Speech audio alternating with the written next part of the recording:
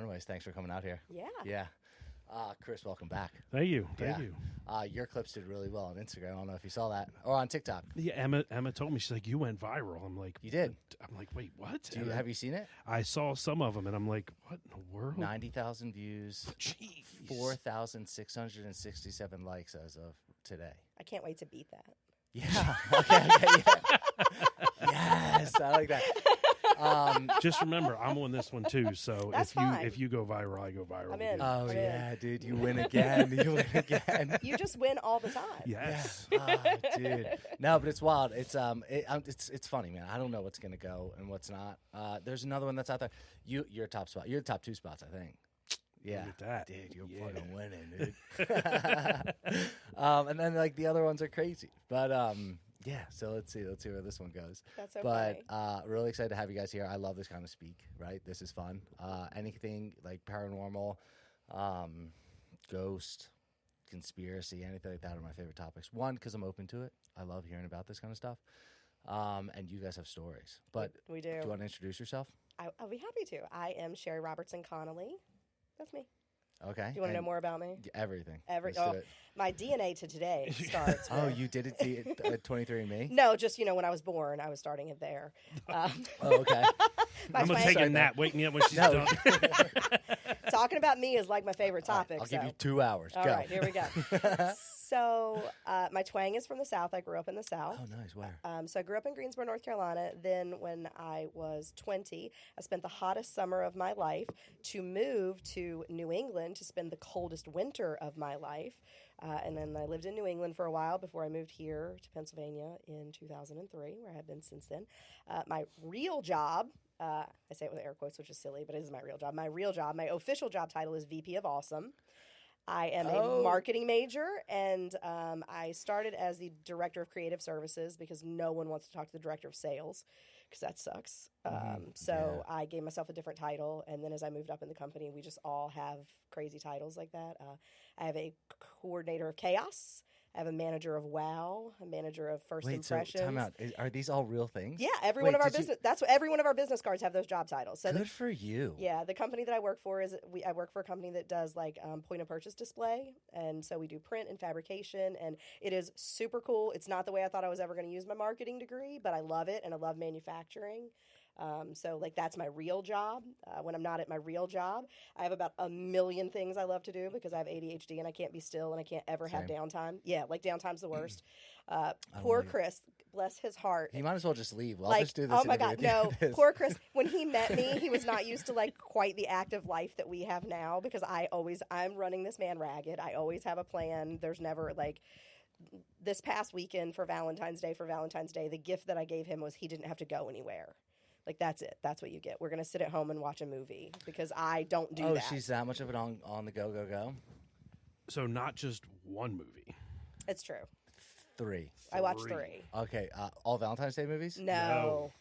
Anti-Valentine's Day movies. Yes. Did you watch, like, can I guess? Is it, like, what's the My Bloody Valentine? That No. one? Do you know what I'm talking about? I know what it is because my friend just made a reel with it in it. I had never heard of it. I don't watch horror movies. Oh, you don't watch horror movies? No, I'm crybaby. Oh, I don't like them either. Who would ever think somebody that was like going to paranormal investigations was also a crybaby?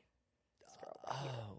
Yeah. It's I wild. mean, but you're not, like, I think when people think of paranormal, they think of, like, horror. I know. When paranormal, to me, Totally at different. Least, my mind has been changed. Yeah. I think most of the paranormal stuff that I have now, like, or like speaking to people, it's someone who's there, especially in like the tavern. It's Underground Railroad people. Yeah. It's someone who. It's not someone who was murdered in some horrendous way, and their spirit is still there or something like that. So, We actually have a story for you about that. do you want to start with that? Let me Well- check this real quick. Yeah. I just want to make sure we're all in it. Okay. I just got a little paranoid. I was like, oh man, I'm gonna You're like, screw wait it a up. All right, so you have a story. So first, I want to tell you the movies. Oh that we yeah, let's start with watched. that. So this one has never seen a Star Wars movie in her life. Not one. Never watched any of them. Have you ever tried? Nope. It's all right. Either really. She's like, her ADHD wouldn't allow it. It's a lot. It's like a big time commitment. I'm not super into like sci-fi, so it's just not my thing. So we watched But he loves it. 1, 2, and 3, and started 4, A New Hope. We So you started, started them in the order of, not that they came out, not but that in they came out. chronological order. Because they're 4, 5, 6, 1, 2, 3, and then 7, 8, Yes. right? 7, 8, 9. 9. There's a 9. And now you got all the rogues. You got, like, Yeah. Rogue Yeah, and somebody told me there's Solo. like 13 all in. I've never watched them all either. I'm not committing I've to that. seen 4. I've seen 1, 2, 3, 4. I think, or maybe 1, 2, 3. It's something else. I've definitely seen 1, 2, 3 because when like Revenge of the Sith and all that came out, I was watching those. And then I've seen Solo, which I liked a lot. I don't even know what that is. Rogue One, seen that. I haven't seen that one. It's okay. I liked it. But yeah, loved Mandalorian. I watched the first episode, and I had such a hard time getting into it.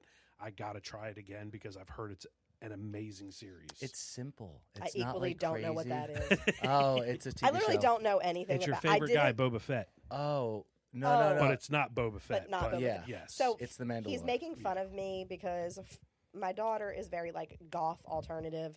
So we've taken her to Salem twice, and she always has to go to like it's the temple, it's the Satanic Temple. She loves to go to the Satanic Temple, and they have all these. What's his name?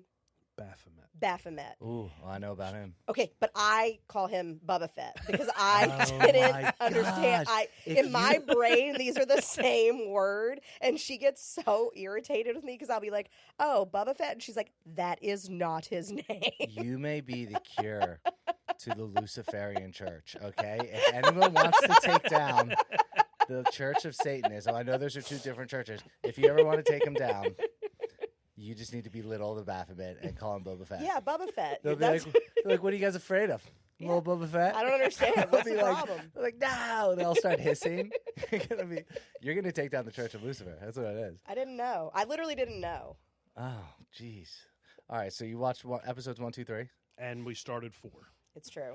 But- I committed to 6 in 2026. That was my Yes. Valentine's Day gift to him. Well, you knocking them out. I know. I was like, let me get this out of my way. And she was into him. I Like, did. she was I did into like him. it.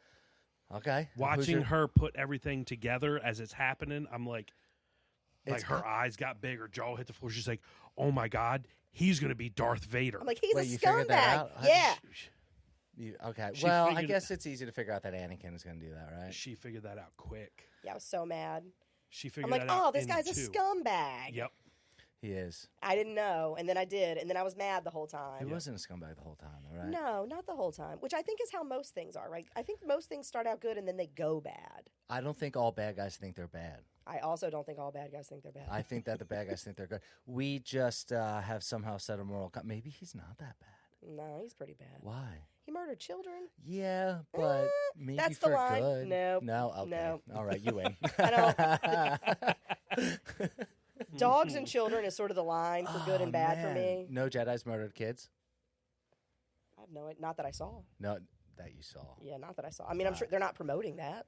Ah. This is, let's be honest. He shouldn't have promoted it. Star Wars is obviously written from a very specific perspective, and they want you to have that takeaway, right? So it's so funny because my daughter and I just had this conversation how, like, do you ever watch, like, those documentaries? And, like, even for Chris and I, we watched this documentary. What was it called? Apartment 2629 or something. Oh. Do you know what I'm talking about? The girl in Philly who got murdered? Oh no. Oh, you got to watch it. It's so good. All right, It's true It's crime. on Hulu, I think. Okay, go ahead. Okay.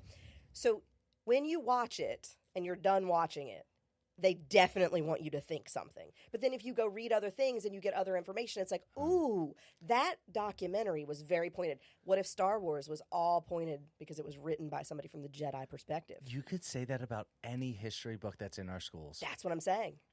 100%. There's, I mean, I love I know the that that's true conspiracies. because I grew up in the South and my daughter is learning American history very different than I learned That's American. a big deal. Like, I learned it very different in the South. The way the South talks about the Civil War and the way that other places talk about it are very different. And I didn't know that because I grew up in the South. Did you know Russia was involved in the Civil War? Have you heard about this? No. You could Google was Russia involved in our Civil War? So during the Civil War, England was not happy that the North was doing what it was doing to the South because England was getting most of its cotton from the South. Pretty much the rest of the world was pretty much getting it at that point. And the Russians were having a tiff with them at the same time, right? Pretty much British Empire was everywhere at this time. The Russians came over and blockaded the South to try to make sure that no cotton was getting to England. Yeah, Russian collusion. I just found that out too. Wow. Yeah, I'm gonna look that up. I also love a conspiracy theory. I have I have my own. Like, I'm also. And then don't you sometimes think the things and I document them. I'll say them out loud, and I don't care if people think I'm crazy because I'm like, when that happens, I want it on record that I saw this. Saw what? I knew that this was whatever weird thing I think is going to happen. Oh, I don't know if this life's even real anyway. So just say the weird.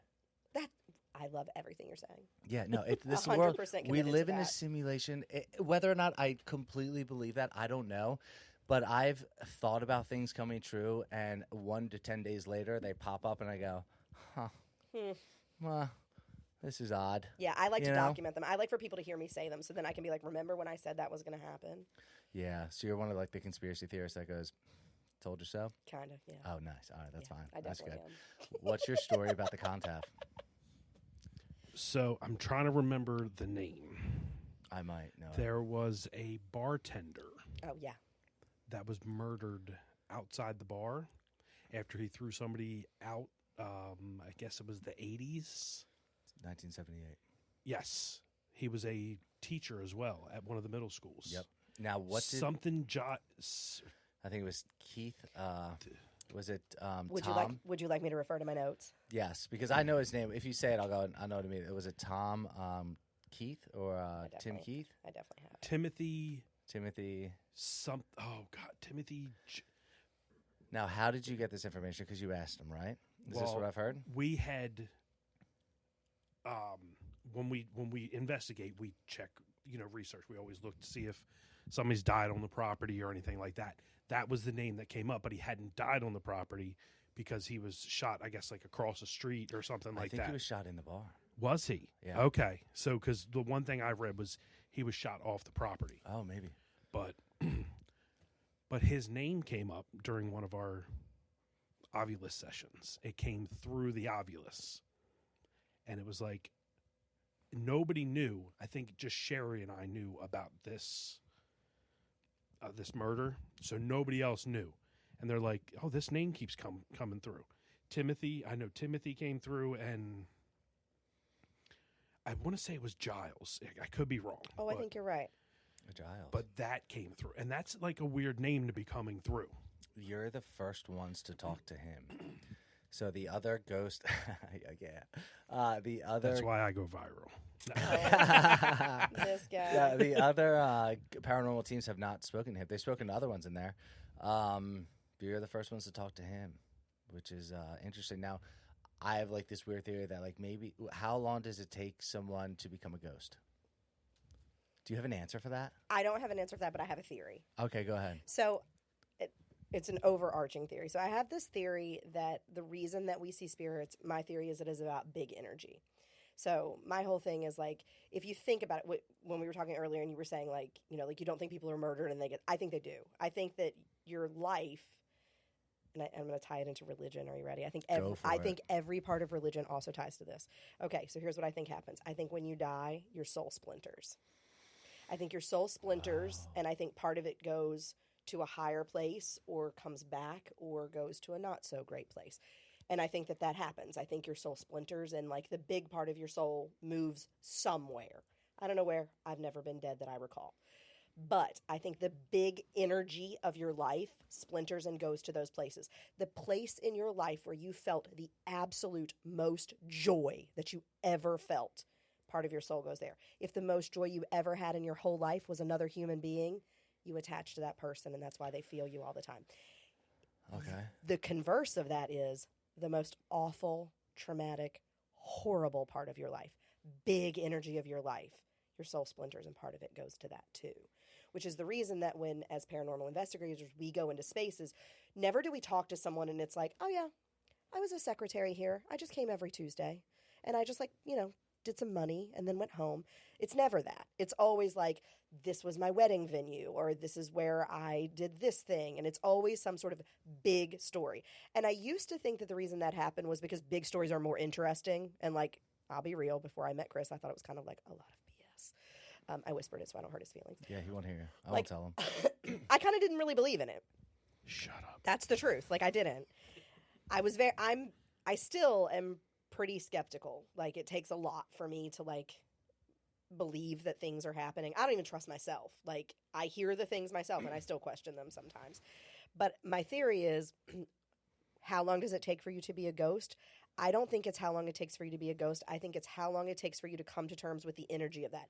That is why I think positive energy releases first and negative energy takes longer, because it takes you longer to come to terms. Like, let's say you were shot.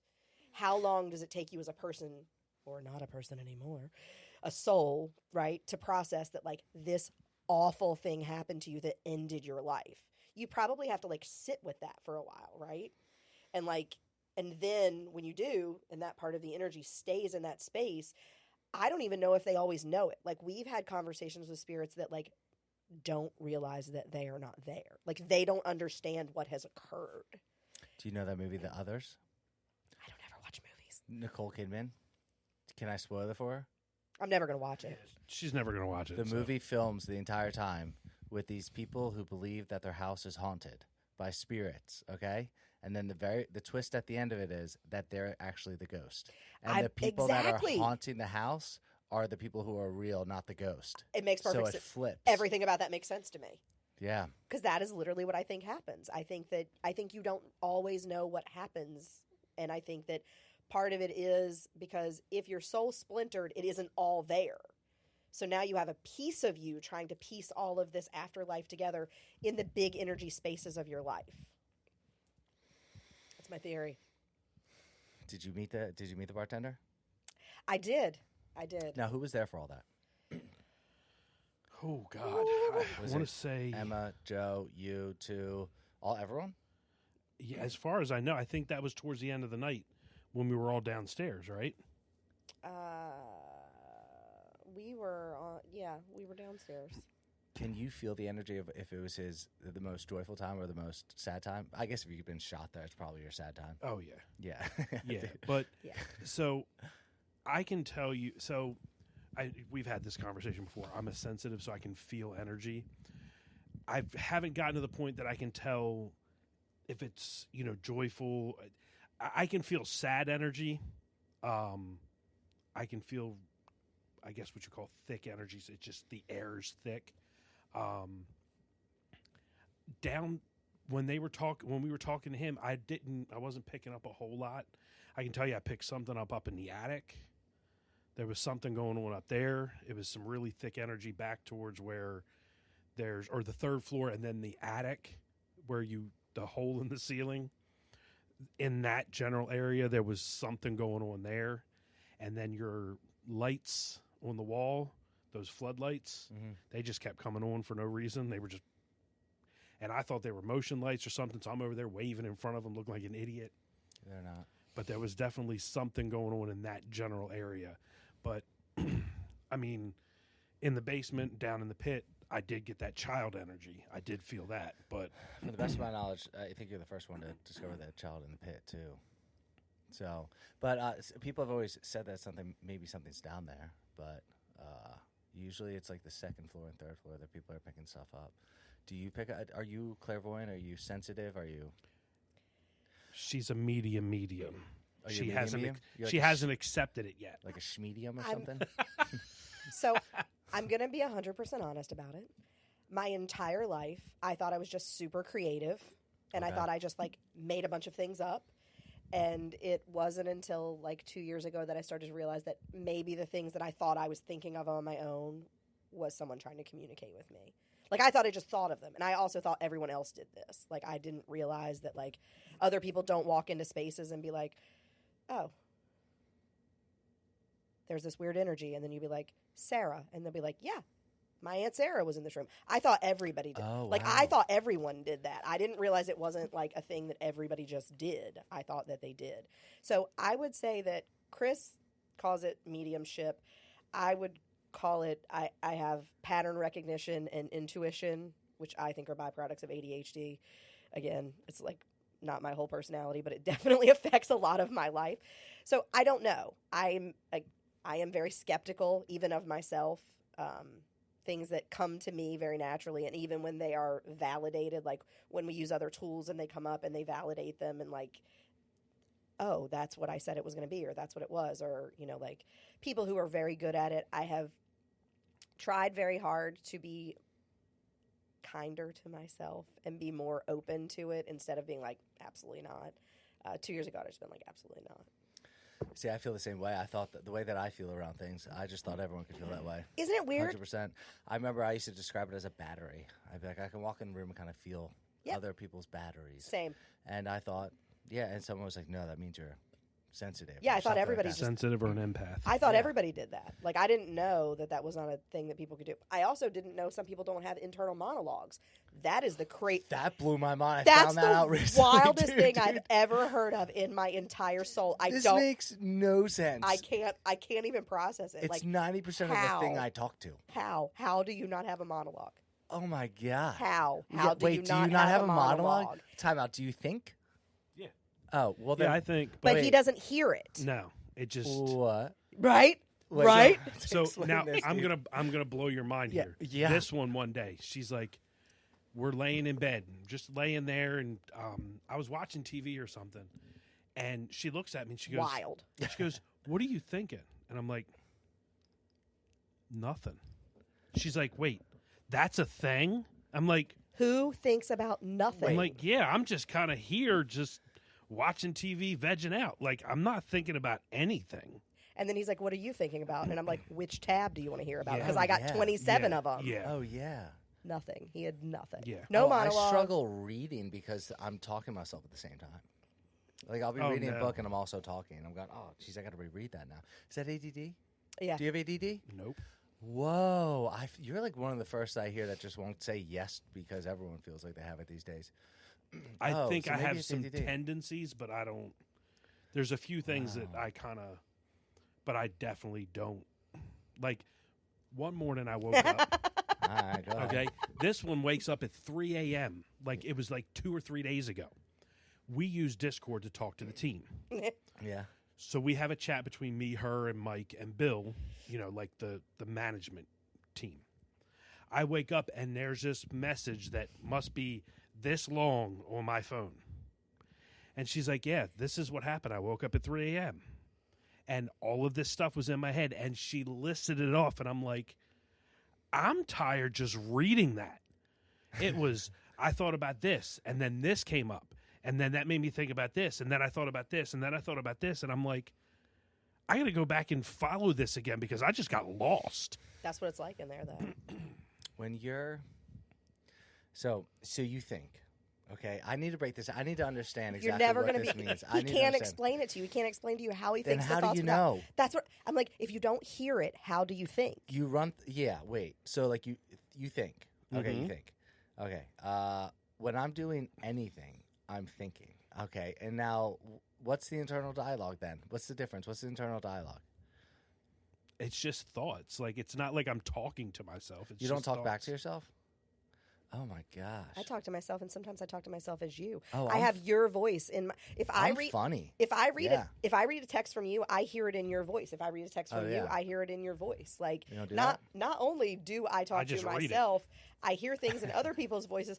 Sometimes just I have read a it. whole argument with you in my brain Oh, in yeah. your tone of voice, and if I can't win it in my head, I don't bring it up. Oh, really? Wow. Yeah. Wow, dude, you've been saved a lot of arguments. Yeah. No, but I'm like, I'm not arguing. Wait, no, I want to know because you- I want to win. Yeah, he's God never damn winning. it. He's never winning because if I've won in my head, I'm never going to lose. Big, Yeah. Hey, what argument did I win today? Yeah, that's what you should That's be what like. I- Did I win an Yeah. argument Yeah. today? I think you did. What You did I win today? You Yeah. did. You did great. Yeah. It was a good choice, the groceries we bought or something. Yeah. Geez. Okay. Well, it's a problem for me sometimes because sometimes I can be really negative with self-speak. Oh, so that's a thing that I'm a big believer in therapy. Therapy changed my life.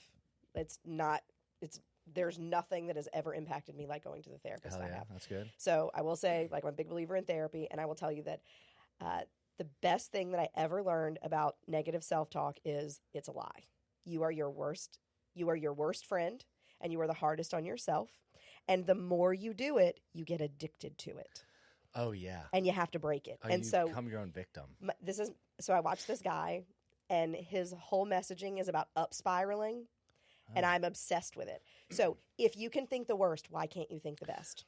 Someone said this recently. I think it was like an NFL player in like a podcast. He said, "How are you supposed to be your biggest fan if you're your biggest enemy?" True story. And I was like, "Damn."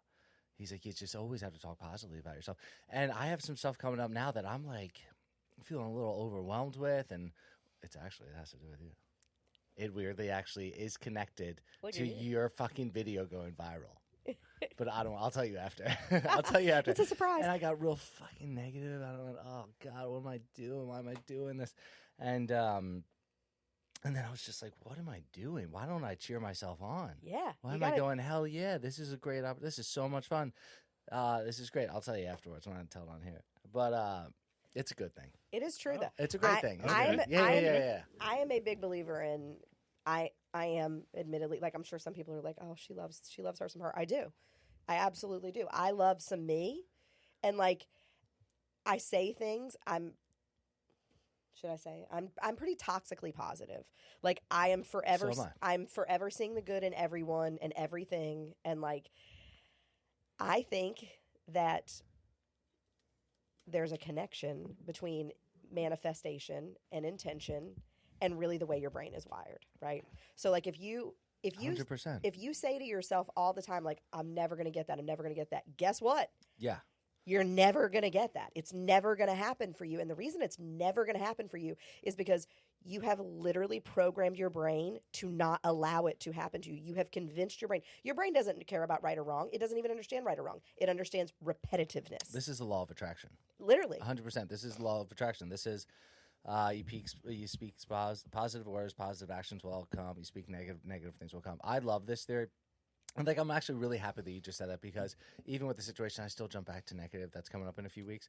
I jump back to negative a little bit, and I'm going, well, then I'm not going to have a good time. What am I doing? I have to, like, shoo it out.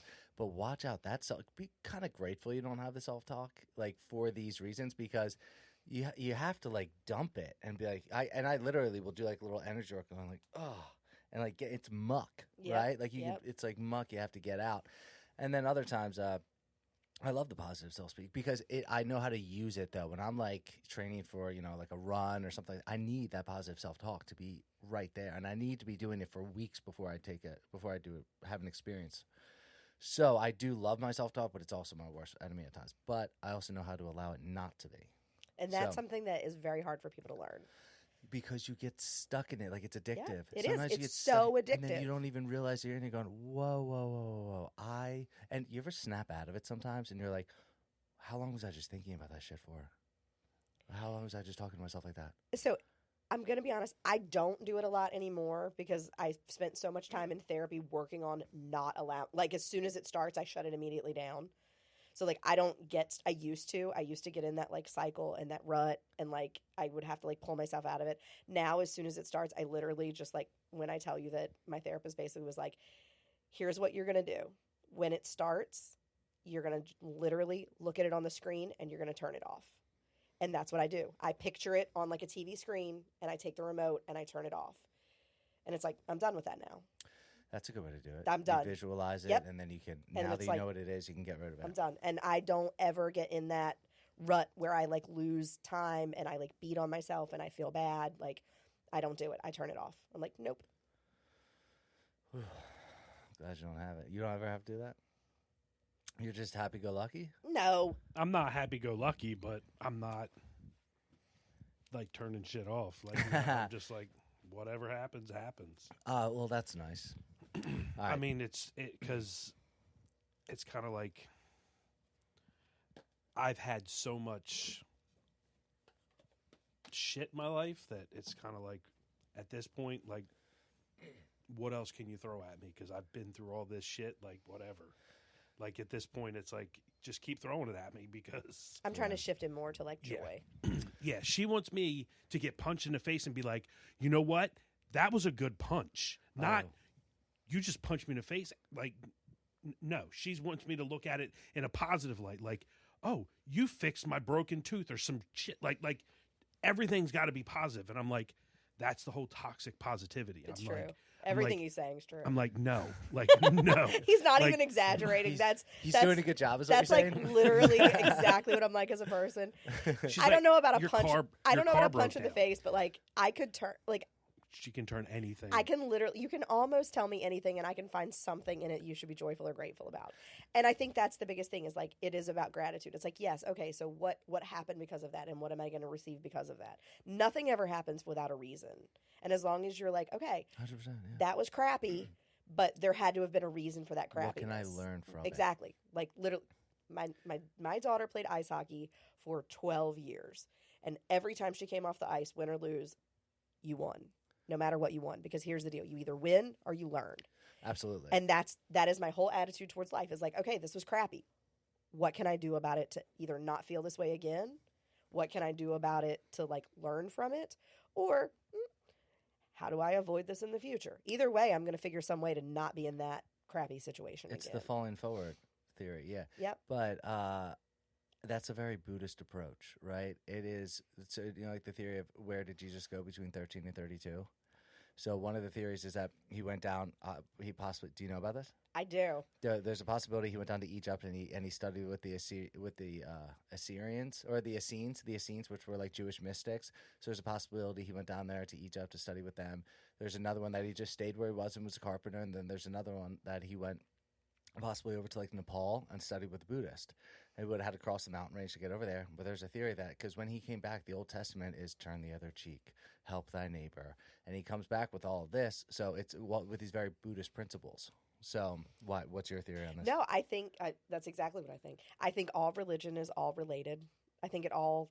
Oh yeah. I think it all touches somehow, some way to each other, and I think that if you are a religious person, and I don't mean to insult anyone, but like whatever your religion is, somehow every other religion is connected to your religion because all of it is based on faith in something bigger and grander, and it being good. And it's just how did you interpret that goodness?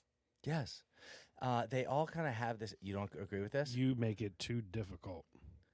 What? I'm going to blow your mind. Blow it again. Let's go.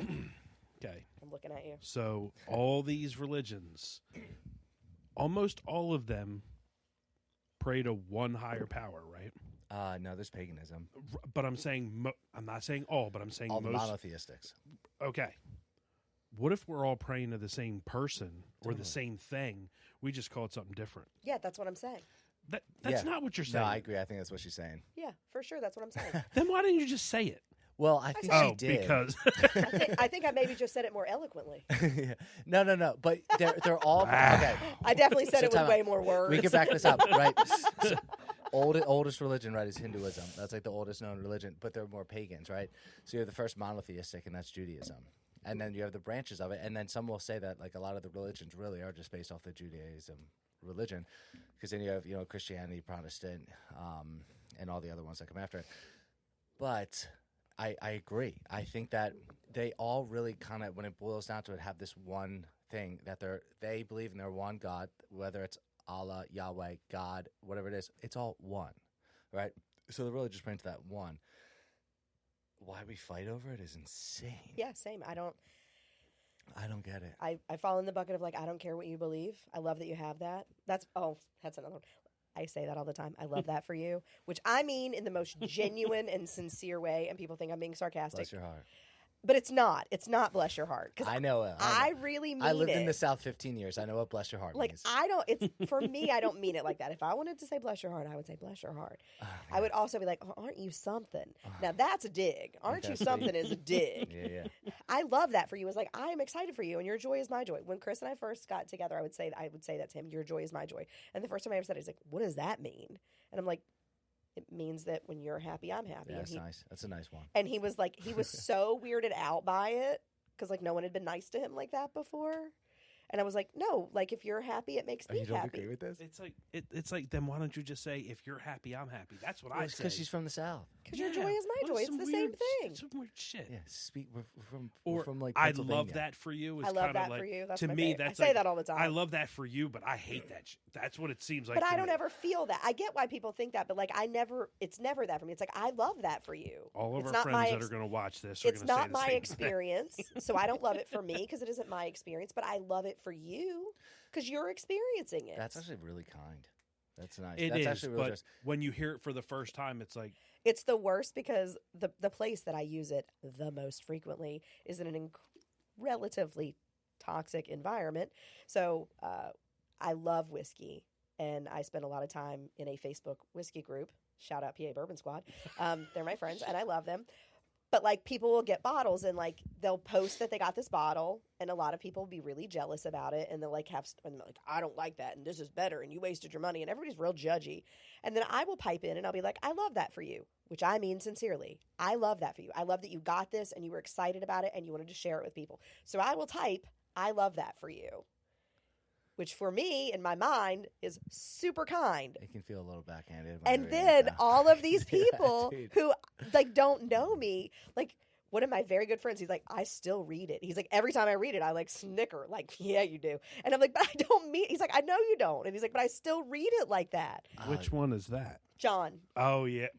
Wait, John? Yeah. John of all people. Yeah, when I say it, like, when I write it, he sees it that way. But, so I'm like, maybe that's one that maybe shouldn't be, like, written communication. Text and social media is, like, the nemesis of literally all communication.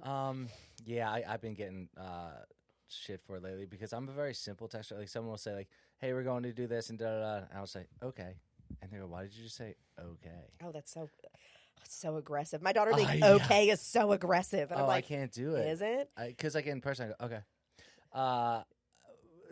But they want, like, they want 20 words to say okay. I just say okay. Yep. I don't know. So okay is banned. Like, there's a generational thing about literally the letters okay. So for my daughter, you can say KK, totally fine. Oh, okay. KK, Okay. completely socially acceptable. Okay, Wait, just O and K? Can you do OKAY? I think still it's a little less aggressive. What about okay exclamation? I think that if you put that exclamation point on it, you better be prepared I'm for, going to like, throw an okay comma. oh my OKIE. God. Okie What's is okay. Okay. Okie. OKIE, Okie totally. dokie. That's totally Okay. fine. Okie is okay. Okie. Yeah, that one's fine. Okie. So it's so funny because, like, I am Frank's like, Fucking lost of it. I am definitely of the generation that, Yeah. like, I type like I speak. So, like, I am a person who uses many dramatic pauses.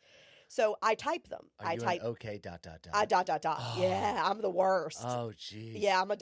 I ... everything. Like, Oh, I know someone who does that. yeah, I'm I definitely. just write ... back. That's all I write. I don't know. why- Question mark. To me, the ... is like, it's a dramatic pause. You should pause. Like, yeah, it's received. Or this one will be like, I'll get OMG. And I'm like, what? And then I get, guess what? And I'm like, what? You're never going to believe what happened. What? Tell me. All like, of this is I got to true. go through Oh, you 8 do text this? messages. Everything that he's saying, I I got to go through absolutely 8 do. text messages to get what the hell you were talking about. Like, I even said, she said, OMG. I said, what? And she goes through 18 different things.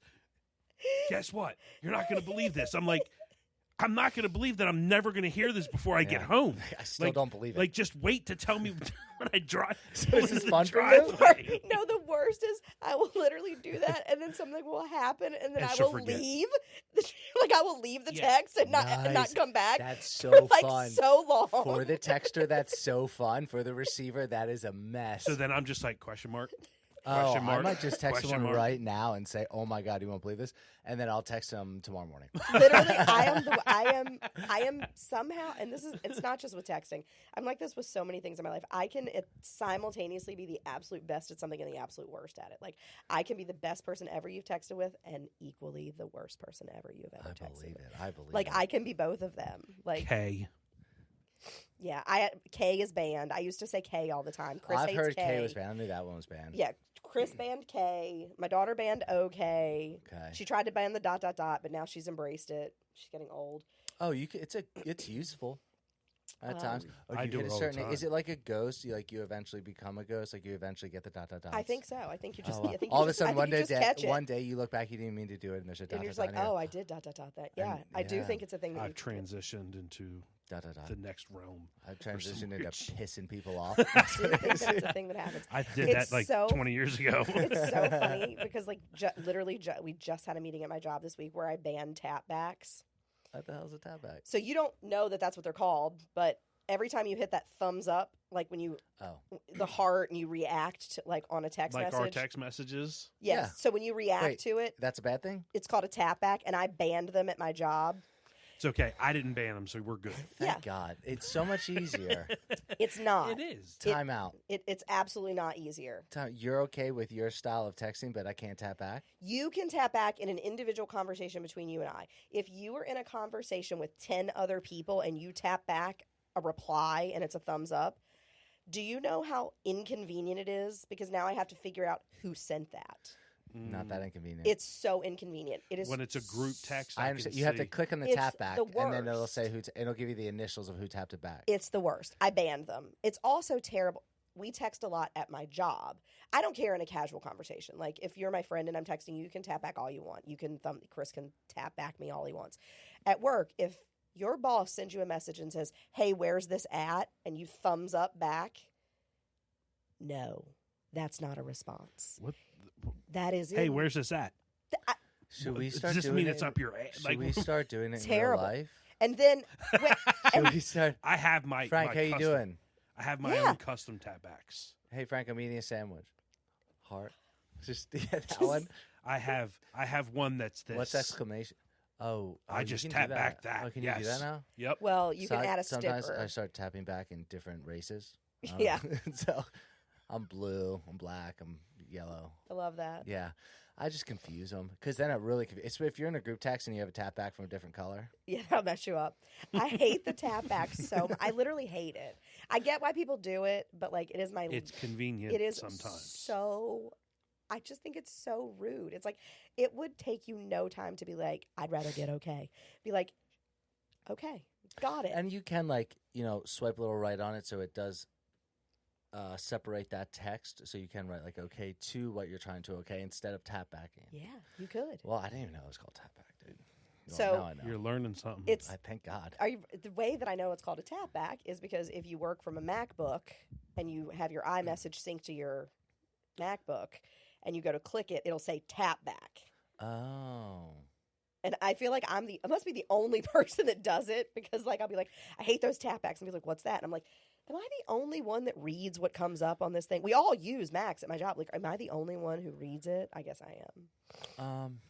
People I just guess call it a so. reaction. Well, you're the first one. You're the first one I know that does. I think it's a Mac thing because like on Facebook it would just be a reaction, and I feel like that's maybe why people call it reactions. Yeah. All right, let's jump back to the contav. Either way. All right, so all right. Let's tap back to the contav. Let's tap back. Tap it back. Bring it back. Bring it back. Yeah. Everybody. Yeah, you're like no. All right, so you guys go into the contact. What were you expecting anything when you guys went in there? You were there, right? Oh yeah. Oh yeah, okay. Were you expecting anything? Do you ever have expectations when you walk into a place like that? Do you have any hopes? So I would say for me, my biggest hope is that I stay awake. Okay. That's like my number one hope. That's a good first hope. Is conscious. I just like to be conscious. I really try to go in completely blank, like no expectations, no hopes. The least I can know about the property, like we do research ahead of time. I try not to read it. I try not to know about it. I don't want to have like any sort of confirmation bias. I want whatever happens to happen naturally and organically. And then if later we can validate it, great. But like if it were up to me, we wouldn't ever know anything about a property before we step foot in it. Because I think the less you know, the more Sure. true what you get is. So for me, I don't think I ever go in hoping or expecting something somewhere new. Now, if I have been somewhere in the past, I will say it is different then. Because like if I have spoken to someone and I have more questions, I will sometimes be like, ooh, I hope that I can reconnect with Michael or with this person. I will say that like in spaces that are revisited spaces, there are sometimes stories that I'm hoping I can get more of the story from them. Okay. What about you? Do you ever have an expectation? Normally, I feel like I just go in hoping that we can connect with something. Because at the end of the day, I like to justify that I haven't been just walking around in the dark with all this expensive equipment for 32 years for nothing. Like I always want to capture something. With the Contav, it was different because I had already had that experience when we did the walkthrough. I had that experience in the pit with that child. And I'm like, I know something's there already because I felt it. It grabbed my hand. So it's like,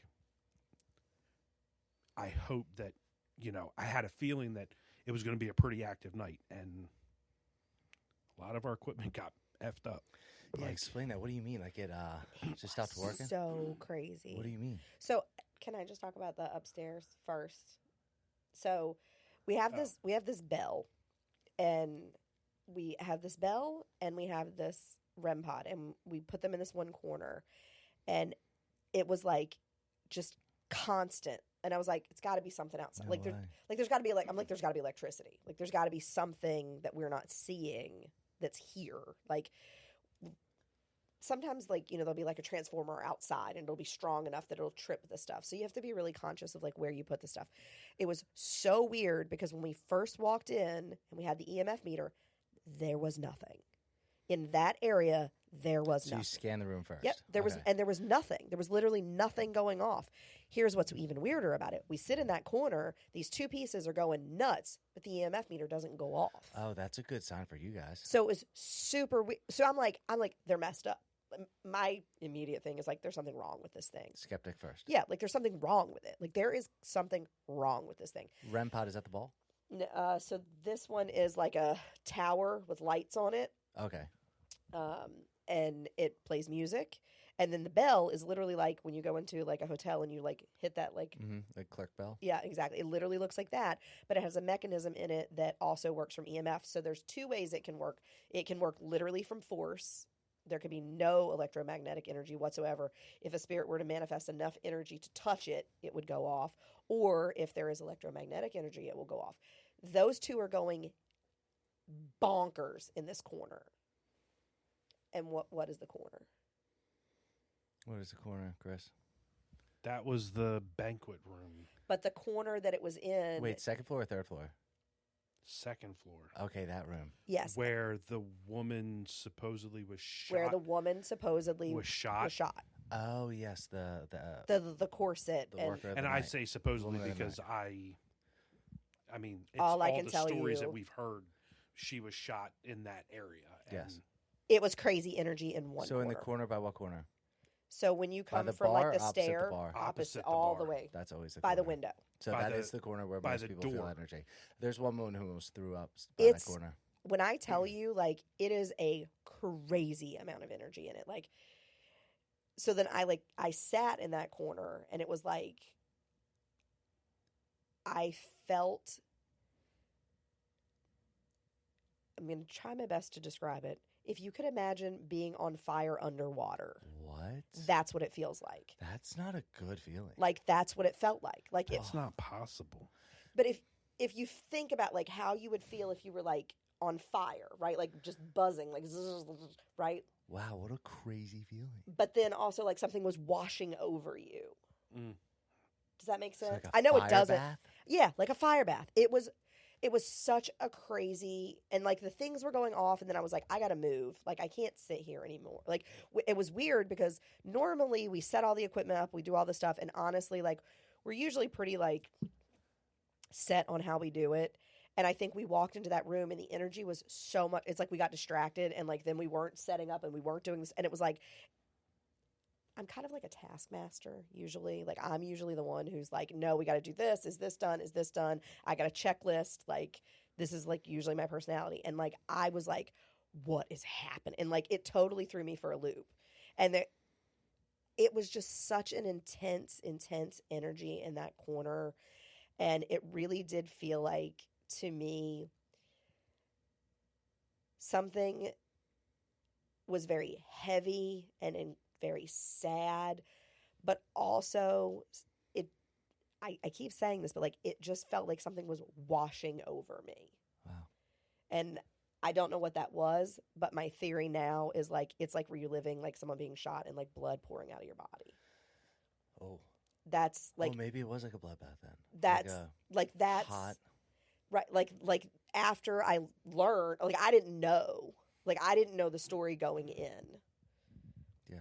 So it wasn't until after they told me, and I was like, oh. But she's not a medium. Oh, Oh yeah, dude, yeah. Yeah. Clairvoyant shit. Yeah. So. I don't know, but it was very intense there. Did you feel the same? I felt something that I felt some sort of energy in that corner, not as intense as she did, which makes sense if she's what I think she is, even though she. So where I'm at is below a medium. So I haven't gotten. So a small. Yes, Yeah, so except small. I'm not. Small. I'm a manatee. I'm a manatee-sized human. All right. Amongst elephant.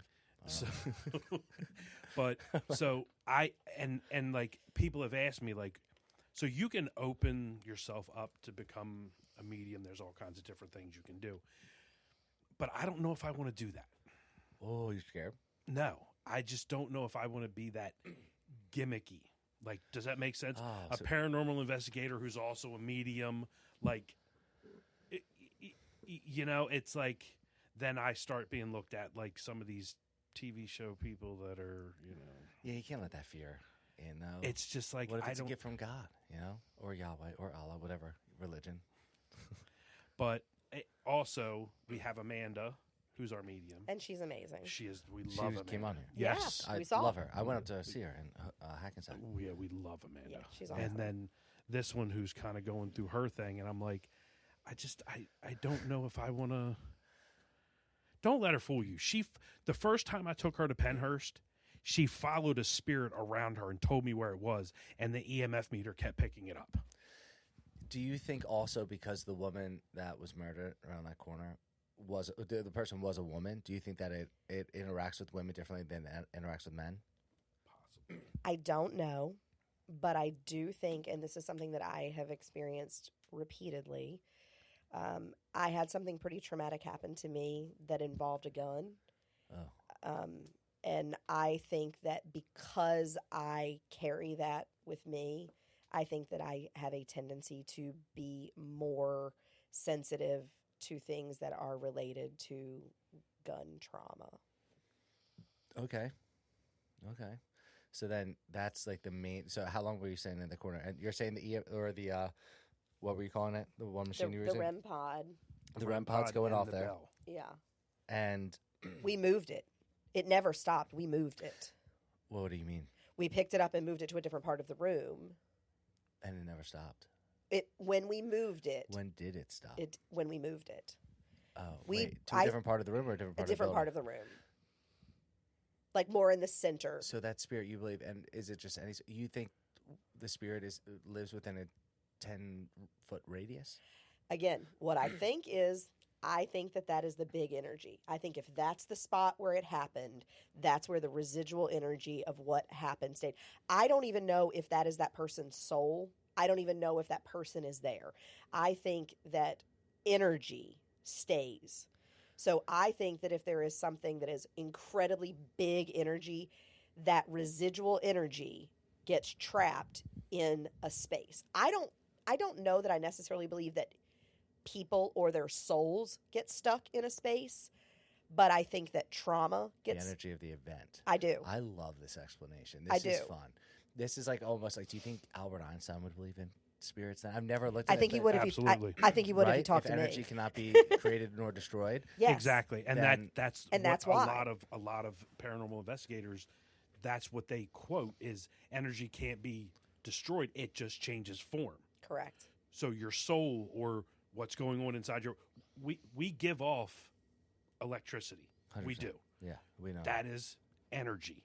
So what happens to that energy when we die? It Or can't the be energy destroyed. of the event. And like that's- that energy's right. been And that's shooken what I'm up. saying. There's so much energy in those events, and that energy doesn't just go away. And I think there are two types of things when you look to the paranormal, right? I think that there is the soul part, and I think there is spirit connection. I also think that is the reason that sometimes people go into spaces that have what feels like a lot of activity, but they never get answers. And it's like, how could there be this much stuff, but no one to talk to? And I think it's because it isn't a person. Something happened there, and that is residual energy from an event. So you think that what's in the corner is more just like an event energy and not so much a spirit? I do. Now, do you think that? So, do you believe there's a difference between a spirit energy and an event energy? I definitely think that there is a difference. That's cool. I've never heard that, I and I do. kind of believe in that. it's like, ooh, why do I feel this around here? Where other times I feel like, ooh, there's someone around me. Yep. Other times I And feel they like there's, feel ooh, something. totally different. Yeah, And and that's the theory is there's two types of hauntings. Yep. Your residual haunting and your intelligent. The intelligent knows you're there, responds to you. The residual is just a movie we're playing over and over and over again. It's like and doesn't even imprint. realize you're there. Because it's just, and like she said, it's an imprint. Wow. That's a Yeah. better explanation for residual energy and intelligent energy. Did you experience any intelligent energy in there? I did not in that space. We did. I was with Nicole. I don't. You're asking me. I can remember who I was with at Pennhurst, I but know. that's about it. I am literally the Like- worst. Did you at the So because we I definitely went. We're going to spend a lot of time on Pennhurst for sure. We were in the pit, and I'm going to look at my notes because I have a terrible memory. But I made really good notes because we had very specific, intelligent answers from a soldier, Okay. which was interesting, and it was someone who had died in the canal. Very possible when they were building that canal, people were dying all the time. 100%. It made perfect sense. So when we talked to that guy, While you're looking that up, did you I'll look see it up. that there's a letter from George Washington in the conference room there? And it was written 2 days before the crossing. And it was written to the owner of the tavern at the time to ask if his men could stay there, 15 men per room, 2 days before he crossed the Delaware River on December 25th, 1776. So there was many men that stayed in the tavern right before George Washington crossed the that's river. crazy. So I did not read that. No, I didn't. yeah, it's right in the conference room. It's hanging on the wall. We have his letter. So we know that that building burnt down in the 1868, I think. Okay. Yeah, So the foundation stayed the same. same. Okay. Yeah. Okay. That's what I thought because I know that building has history back to the 1700s 1750s. when Thomas Yardley owned that land. It was an outbuilding on his property Yep, it's his at house. the very beginning. Yeah, Okay. his outhouse, his outbuilding. Okay. Yeah, and then his house was down the street, and then eventually I think his son's was the Yellow Mansion. Okay. You ready to go? Yeah. You Okay, are you ready? You want to hear my whole notes? Okay, so here's what it said. We had an active conversation with intelligent responses with a spirit named Daniel. Daniel told us about how he was part of the Revolutionary War. He also told us that he was shot and then that he was thrown that someone threw him into the water by the woods where he drowned. He told us that he was sad and he was not happy when he was there. He did tell us that he lived with his parents and that he had loved a woman. He would sneak off to get her flowers. He would get them from the soil because he would pick them, not purchase them. He told us that her name was Jen. He told us that he was very happy to talk to us and that he was at peace and felt calm. It was an amazing conversation. It felt amazing. He also told us that he was in his 20s. The EMF meter confirmed that when we asked if he was a teenager, nothing moved. But when we asked if he was in his 20s, it lit all the way up red. And so we used a device. It's like an ovulus, an Alice box. And so words come over in it. And so some of the words that came over were unhappy here, gin, fresh, flowers, funeral, cross, water, the captain, and then secret, nightmare, woods, assault. So did you, all these words come across the ovulus, and then do you put the story together yourself? So what we do is we try to ask questions about them. So sometimes words will come up and they don't mean anything. Like, I'm going to be the first one to say this. So it's a tool, and like anything, it's picking up things. So we could be having a conversation with Daniel while 3 other spirits are around us, and they're also trying to like butt in. So like the word fuzzy could come up, and it has nothing to do with this person. So a lot of times you have to sort of like weed out some of the things that come up and be like, oh, is there something about fuzzy? And then you look at the EMF to see if it trips, and it's like, no, okay, this person didn't communicate that word to me. So then it's like unhappy. It's like, were you unhappy? So then the EMF will trip up to red, and it'll be like, oh, you were unhappy. Were you always unhappy? And then like it doesn't move. Were you only unhappy in the end? It'll move. And so we'll take the words and then we'll ask other questions to sort of vet out, why did that word come up? Did that spirit use that word? And sometimes they don't. Sometimes it's like nothing happens. It just sits there and you're like, all right, I thought that was like something, and it was clearly nothing. And where was Daniel? The pit? Yeah. Yeah, we were in the pit. What was the little boy's name in the pit? I don't think I ever got a name. I thought you said Ronald. Look Do at you me. think the pit boy was the same as Daniel? No, because the energy I felt in the pit was a child. It was a And child I think it energy. answered you on that box. It was. I think you asked if it was a child. I said yes. Yeah, Or it it did. said something that Yes. said child. And by the Yes. way, that was when I was down in the pit. That was the first experience that I've ever had that I was probably quiet for the 15 minutes of my life. But I just stared because it was mind-blowing when he was asking questions and it was answering. And then it was like answering correct what I think is correctly. Right. It was like, Intelligent responses are like, it's sort of like when you see it happen the first time, or even after you've seen it happen a bunch of times. Like sometimes things will happen and like we'll get really good intelligent responses and you're like, you are clearly having a conversation. Like this is clearly, they all tie together. They all make sense. Multiple devices are like verifying what is happening. And it's like, I don't know how someone could say this is not real. Like, I don't understand how someone could think that, like, you could make this happen. You can't make this happen. Like, I can't make the word come up and then make the EMF meter trip off when it's like, oh, were you not happy? And it goes full red and you're like, that's a thing. Like, that's a thing that happened. And as skeptical as I am, there's some stuff that it's just like, that's happening. Anything else in the basement? That for us, that was really what we caught. I don't Yeah, something know. else in I the don't know what basement? all of the other teams. There were other teams. So like we broke up into teams. So I think Yeah, I was so- with Nicole. Yeah, I think you were. So Mike, I don't know if you talked to Mike. Oh yeah. He had a crazy experience, not in the pit, but in the basement, just outside the pit. So he was standing there talking to one of your employees, and that metal door at the end flew open. Okay. He was like, he said it sounded like somebody kicked the door, and it flew open. Was it wind?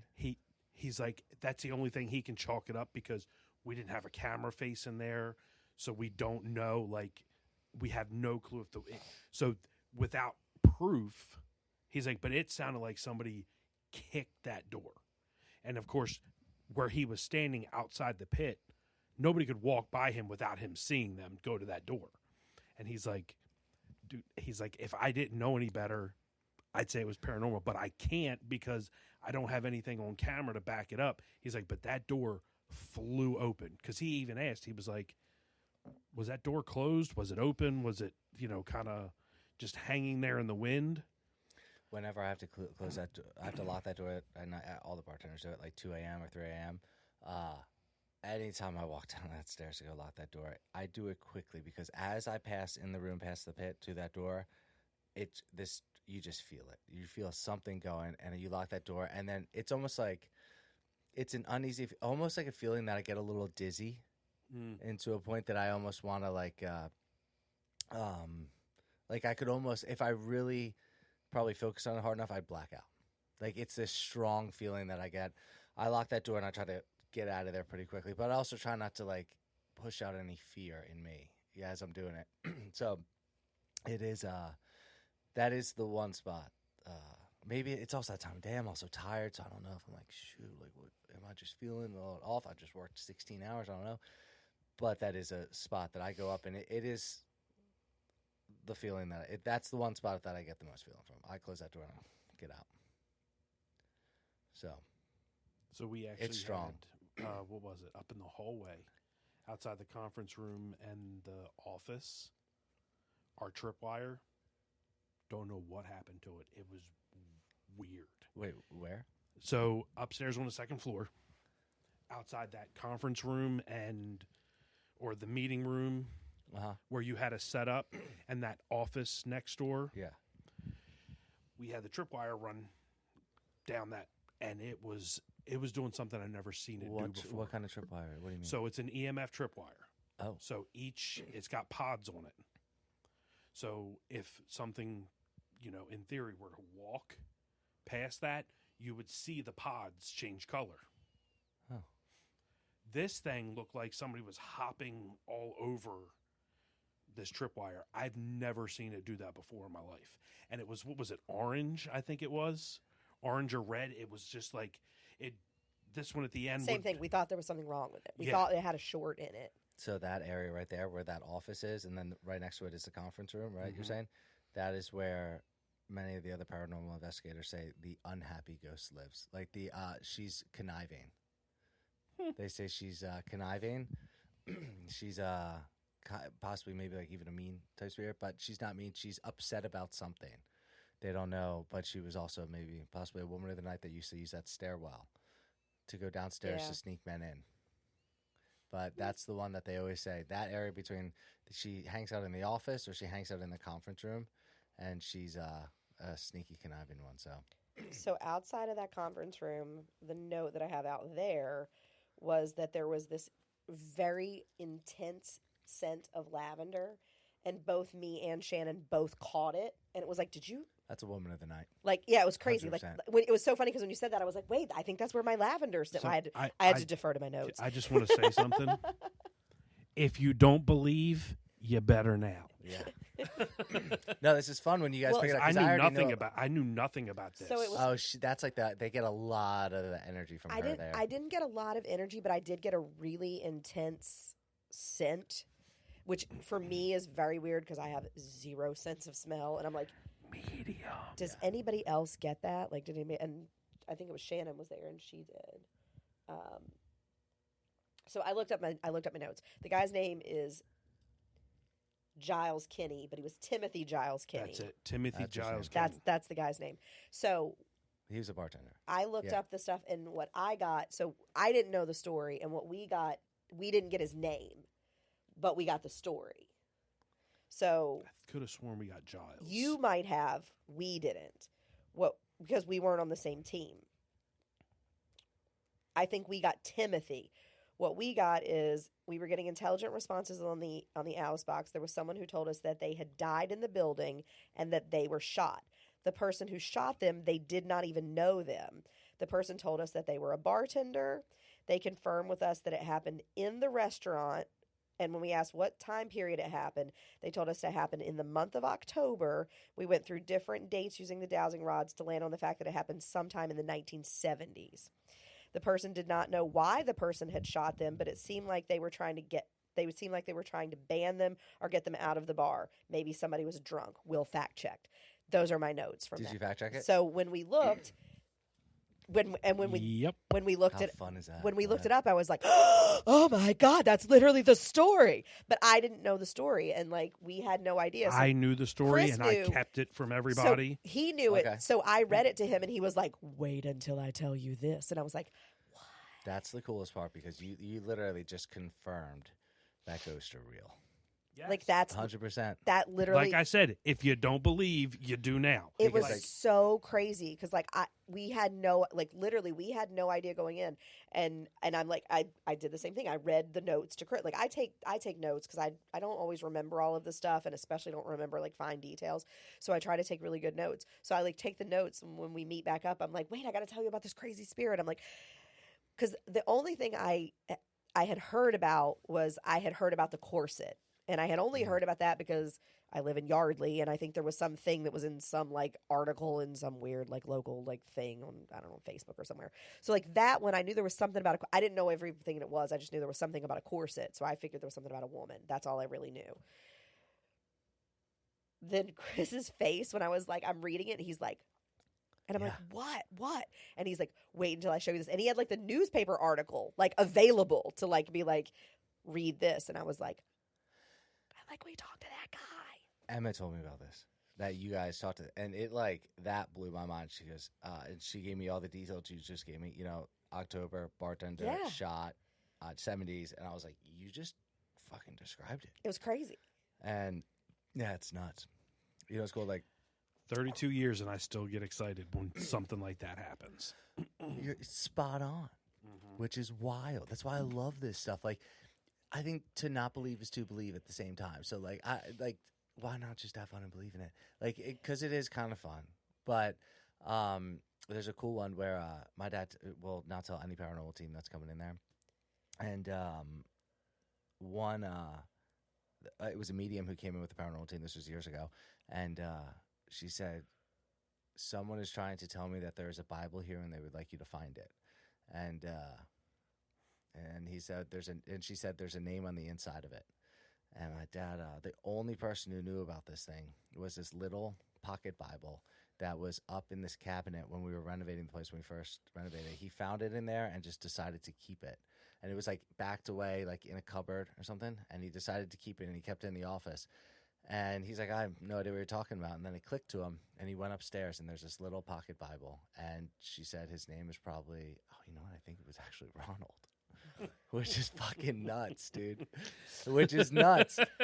He still has a Bible. I could go, I'll look tomorrow. And he goes, "I think it's it." And he opens it up, first page, name, right there.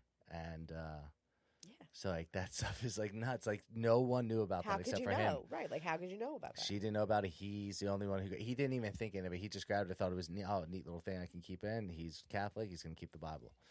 Love that stuff. Love that stuff. Well, we have a problem. So remember I said our equipment messed up? Yeah. Our entire DVR corrupt. Yeah, what does that mean? Investigation. It means everything that we shot, every single bit of video footage that we've got that night, we cannot transfer. can't get it off. Why? Has that ever happened before? Nope. That is Like, a brand. we it's a think brand that new it's system. fried. Like we think the whole Yes. system is trash. Because guess what? Mike's processor messed up there too. Something happened with his SD card. it was the weirdest thing. Yeah, all of our I equipment don't went think you're nuts. the first crew to have their equipment mess up, though. Yeah, it was. When they first were redoing it, all electronics were messing up at first. Not all, but most of them. Like they had to redo the wiring over and over again. They felt the electrician just kept messing up, but the electricity in the building kept like frying. I believe that. Now, did you have any signs why you think that happened? No clue. Do you know what? Do you have any does it like cut off at like 2 a.m. or? So Mike can watch it on the DVR, but what's weird is like when he transferred it, it stops. It stops at like But it's weird. It doesn't stop. All of them don't stop at the same time. no. Which one stops first? Do you know? I mean, it could be a tough question if you don't know, but. I don't know. What do you mean? So the ones in the remember. basement stop at a different time than the one on the second floor and Yeah, third they floor? just shut off, and then there's no video. But then when he tries it, so after every investigation, we take every video. And those things are plugged into the electricity of the building. Yes. Yeah. So maybe you'd have to record with like iPhones or something. Well, we just So because of what happened at the Contav, we're changing the way that we're going to take video. So we Yes. bought body cams, and then we're going to actually take those body cams and we're going to use them stationary so that we're going to have power banks in them instead of plugging into the electricity. And each one will be individual instead of it all tying back to a central system. So they'll all be wireless, which will also give us better ability to put in angles. quicker and setup. everything about it will be better for us. So like it sucks, but see, there's something to be grateful for. You didn't lose. You didn't lose. We Just lost the We're- footage. we're coming out of this better. No, but that's the But, thing. like- I mean, maybe it just said, Now, we don't if want we you to know. If we could just find somebody who had an in with the Contav and be like, "Hey, we need to can probably we do it come again." back?" I don't you know, know. dude. If that's like, I mean, who do you think? I don't know. Do you know somebody I could Yeah, talk to? 100%. You should come back and try to now. So now- try to find Yes. if you can do one thing. Try to find who cut the power off. I'm serious. If you can try to find that spirit who did it, Well, now it kind of makes sense because you said there was this like mischievous spirit that's like near that conference room. That's where we had everything set. Yeah. That is literally where the brain are you serious? of our Yeah, DVR the is. DVR Yeah, was right there in that 100% room. Was Oh, in that that's room. awesome.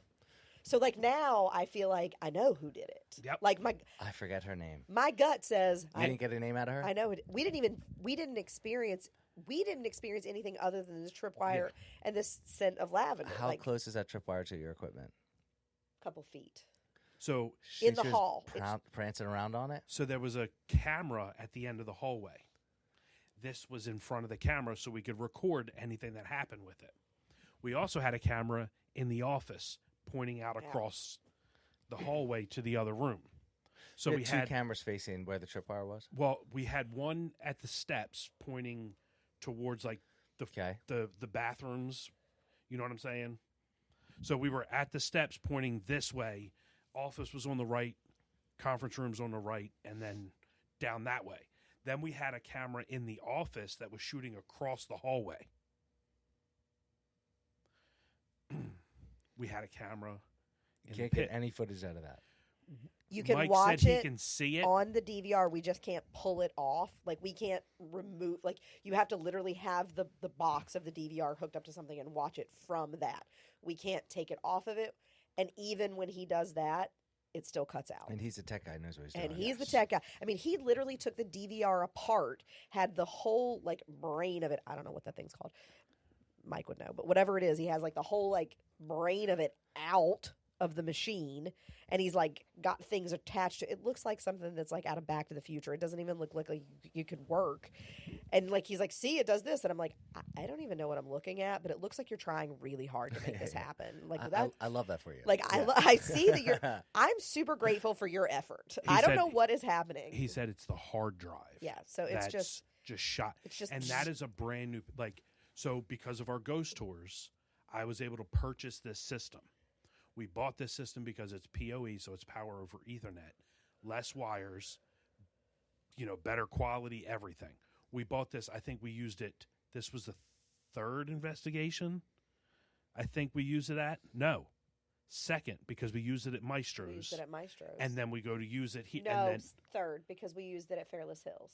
oh, you're right. Third. So we used it at Fairless Hills. We used it at Maestro's on Mill Street. And And never had an issue. Brought it to Contab, and it took a dump on me. And it's out of warranty by 3 months. That's crazy that you had your box set up right there, and that is the spirit that I'm telling you. The other ones, you can always ask my father about it if you want, but it's the one that other paranormal teams will say she's the mischievous. Well, it's spirit. so funny that you said that, because now I want to talk to her. I'll be like, "Do you mess up my equipment, girl? What are you doing? What So are you there's doing?" this one. There's this cackle that will come over the speaker sometimes after we turn off all like the electricity. You haven't heard this?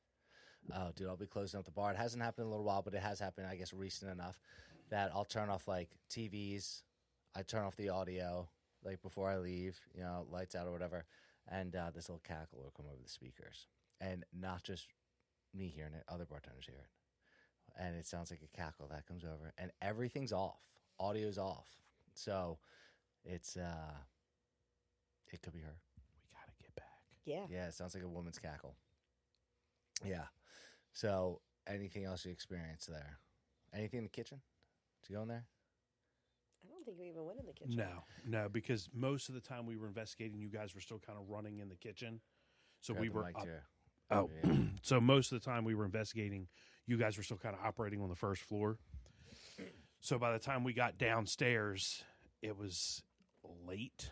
I know we talked to a bartender who lives not far from there. I guess she can see, or she used to be able to see the contact from where she lived. What did she say? And she was was that? saying that, I forget. She was saying how this place would creep her out, and she would like run to her house. I forget who said that. Was it Amanda? I Stayed with you, I Anna? don't remember. You could say 37 names, and I wouldn't Yes. What about the I'm 38? know. Terrible at this game. Yeah. No. Okay. It's one of the bartenders did. One of the someone other than I think it was. I mean, I know where, and Aaron I'll tell and you. Taylor stayed with I'll you. tell you off camera. I don't want to give like where Yeah. this. You know what I mean? Cause I think I that's know kinda- who it is. I think I know who it is. So, but yeah, it was. I know when we were down in the bar at the end of the night, we were all kind of starting to I get think we were all really pretty tired, beat. Yeah. Okay. and it was like we weren't getting a whole We're lot. not. And then it was just kind of like, okay, let's pack up and go. I did have some things upstairs in the attic, not so much on the first floor. I feel like if we come back, we'll have to start maybe a little later. But then again, now that we have this new setup, setting those cameras up is going to be Yeah, super easy. super. Just screw them into the tripod and let them go. Yeah. Get that ghost in the So corner. Get that ghost over there. The one, whatever her name is. I'll- Ask her I'm going to talk to her. because you're a medium. Bring Amanda too, and just be like, Amanda. Yeah, who's Amanda here? wanted to come, but she had something. So we're going to talk to her and see. So she will Yeah, be that with would be us. good. She will be with us in 2 weeks. Oh, at the vault. No, next week. At the Next vault. It's next week. Yeah. We're doing the vault next So week. let's we'll go with the vault now. Yeah, why the vault? What, you feel like there's activity there? They have claimed there's lots of activity there. Who's that? Employees? Employees, yes.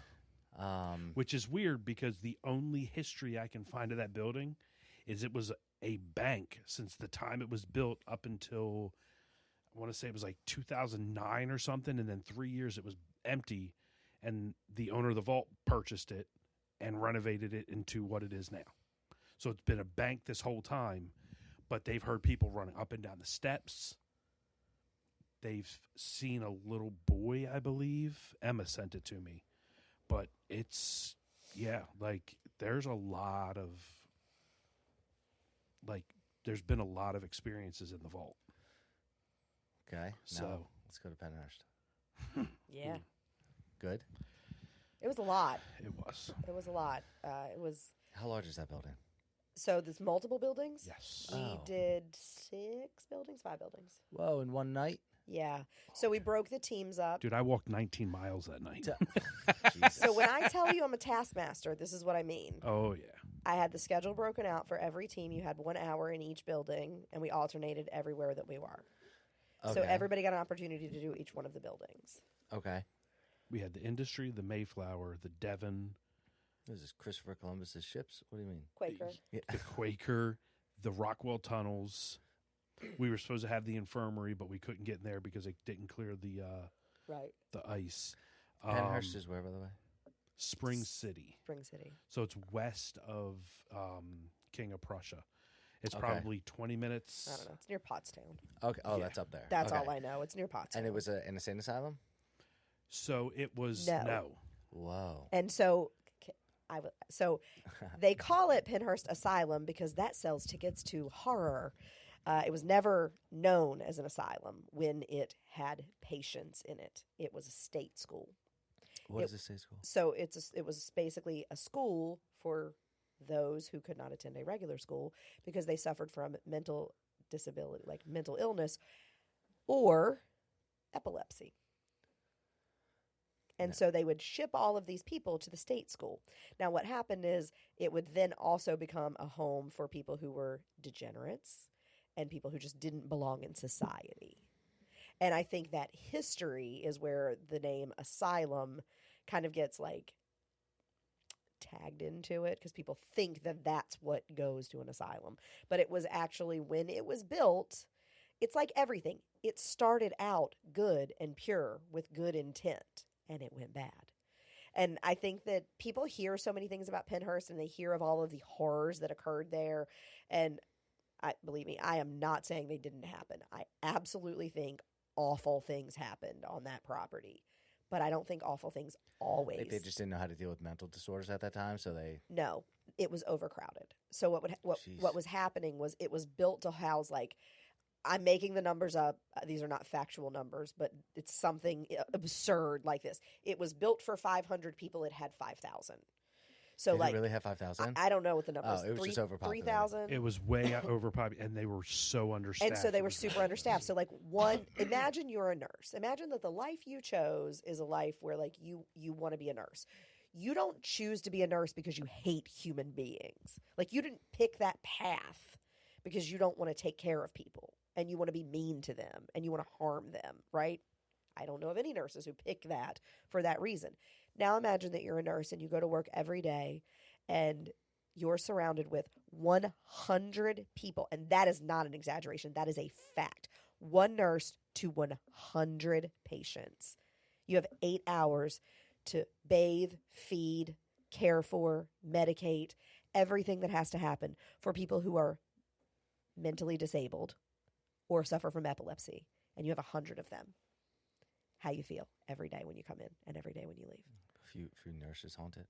Do a few nurses I mean- go in there and they haunt it too? I would believe it. That's, Probably the most haunted ones. you want to talk about big energy. Like, that's big energy. Like, That's a lot of stress. I can't even imagine. Like, there were nurses.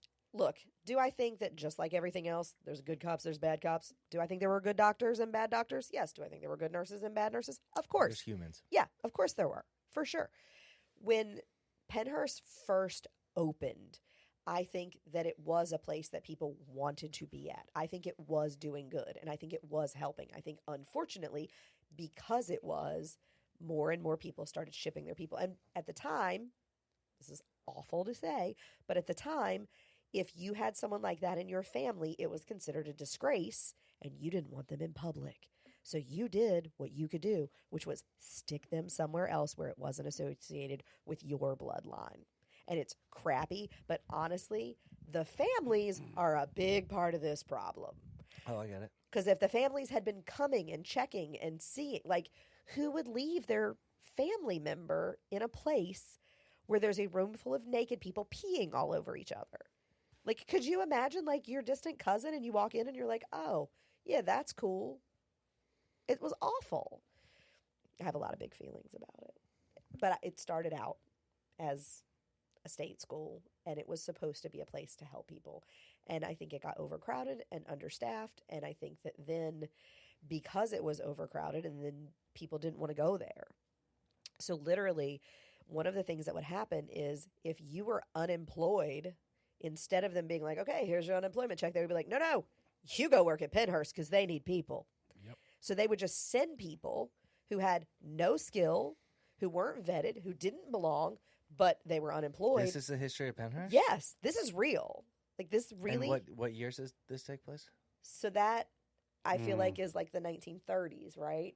So it closes in the 70s. It's always the 1930s. The 80s. The 80s. It closes in the 80s. So it's, I'm going to blow your mind with something. right, closes in the 80s. It closed in the 80s. I feel like it's the 1930s. It's like they first are starting to grasp on what possibly could be mental health. I feel like in the 1900s. Yeah. And then we get later and later that, like, we need to take this a little bit more serious. They were practicing eugenics. Oh, really? In the 1930s? It's the huge time for eugenics. So who That's else like was the Nazis. Who else was practicing? That's what we Nazis. said. Hitler got his idea from what was going on at Pennhurst. Which idea? Just eugenics? Eugenics. That to is make superhumans? Purifying. Boldest thing I have ever heard you say. It was in the documentary that they said Hitler picked up from the eugenics that was going on in Pennhurst. Just to be clear, I didn't watch that documentary. I also went into Pennhurst. I wanted to know as little as possible. Crazy. A bunch of people on our team watched a bunch of other paranormal investigations. They watched a lot of documentaries. There's one that's like really, really awful and sad. Suffer the Children. Suffer the Little Children. I'm never watching that ever. Yeah. We cannot ever Awful. go back to what happened. Yeah, I mean it is a very important part of history, because I think as a society you have to look at that and be like, what happened there? We should never ever let that happen to people. Like, no matter what the person has, we should help them. Mm-hmm. Like, we should not punish people for being different. And I think that was happening. Now there's big money in it. Now there's all kinds of different rehabilitation centers and things like that, and we classify. Now there's just a classification. The DSM is growing by the day. Yep. So now there's all different kind of asylums, if you want to call them asylums, and we don't call them that anymore. There's rehabilitations, psych wards, all the stuff that people will go to now. So we're trying to understand it. Yeah, I think. What do you think it is? What do you think? Do you ever? I mean, I have weird theories on stuff like this. On Mine goes back to spirituality. I think a lot of things can be not. I think that we branch so much into some kind of mental health issues when I think some of it could just be trying to find a spiritual practice in some things. I've been to some of those places myself. If you know anything about my past, I've had to visit some of those places. I've been a patient. I don't think I'm insane, right? And I've had to find my way out, crawl my way out, and I didn't want to do it with medication. So I had to find what is another solution? You mentioned Buddhist approach to some things. I tried to do it through maybe, is there a spiritual path to this? Is there something else that I was already given is there something inside me that I can harness? And I think some of it is just maybe tapping into some kind of spirituality or manifestation or the law of attraction. Are my thoughts where they need to be at the moment? Who's controlling these thoughts? And how can I get them out of here and over to these ones in? So it took a lot of years of practice. I mean, I was in and out of those places for a little bit at a period of my life. Not Pennhurst. Not Pennhurst. But the New Age ones. Did I just blow your mind? No. I did. I just leave my. I have my own theory. I think that it is like everything, and I think that there are some people who can find a holistic approach and it will pull them out, and I think there are other people that will never find that. I 100% agree with that. I think it is exactly the same as anything else that is in your body. Mental health is something in your brain. It is in your brain chemistry. It is in your brain makeup. And the same way that if I wake up and I'm like, you know what? I'm overweight and I'm going to do something about it. And I try and try and try and try. And then I go and I'm like, you know what? It didn't work. I did all the things and it didn't work because something's weird in my body. And they're like, you know what? We're going to give you this shot. And then you're like, okay. And you take the shot. And whatever's in the shot now makes it possible. Now, if you couldn't do it with just your free will and it wasn't enough, you needed something. I think that mental health is the same way. I think that there are some people. I agree with you. I'm on course with this, too. I think there are some things that require medication. I think there are some. I want to be very clear. I don't think there is an individual that has a mental health problem or a mental health issue that isn't solvable. I believe them all to be solvable. I don't necessarily think that they are all self-solvable. I agree. I think that no different 100%. than you have allergies, you got to take an allergy medication. If you have anxiety and you can't manage the anxiety, but they manufacture a pill that helps your anxiety and then you're able to manage it and you can function, you can find your path. 100%. And I think that for me is where it happens. I think that there are definitely people who are mislabeled. So my daughter, I agree with this one, definitely. My daughter is studying psychology, and we literally had a conversation today about the difference between clinical psychology and counseling psychology, and like which path she plans to go down and why. And so what is fascinating to me is I started thinking about how often that happens, how often, especially in this country, we give a clinical diagnosis for something that really just requires counseling. Because I think that it's easy, right? Or money. Right? It's easy. It's easy to, and I agree, money corrupts part of it. There is no doubt that big pharma is a role in it. But like how many people who are on some sort of medication had they found the right therapist? And totally. And it's not easy to do. Chris and I have this conversation all the time. Like, because we're humans and they're humans too. Therapists are like anything else. Like there are really good. My therapist is not a good therapist for everybody. Like he is great for me, but he would be terrible for people who I know who need therapy because he is super direct and like, I just want to know, like, I don't need a journey of self-discovery. I don't need to know what my mom or my dad, I don't care.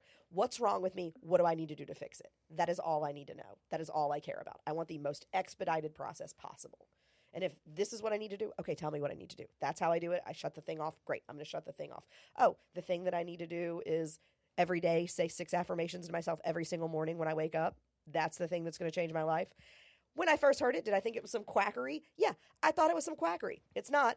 It changed my life. I'm a big believer in it. Those affirmations make a huge difference. I believe you are because of what you started with in the beginning. Because it's just you're tweaking the way you think, the way you feel, and you're rewiring your brain. 100%.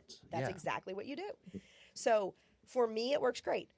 There was something that happened, and I was like, this is what I want to do. And my therapist was like, absolutely not. You should definitely not do that. And I think there are other people that, like, if they dealt with him, they would be like, this guy's a jerk. He's like, because he's not, he's an older gentleman, and he's very opinionated. And I think that most people want to, like, talk through the option. Like, I don't. So you have to find the person that fits for you. I had the other person. I had the person that, like, wanted to help me understand. And it's like, I don't care. Like, at the end of the day, I don't care why I feel like I feel. It feels crappy. I don't want to feel crappy. What do I do to get out of it? Yeah. And I don't want to spend 3 months figuring out what made me do it. Just tell me how to make it stop. Oh, yeah. I'm a solution. You're solution oriented. 1,000,000%. Especially to, my own problems.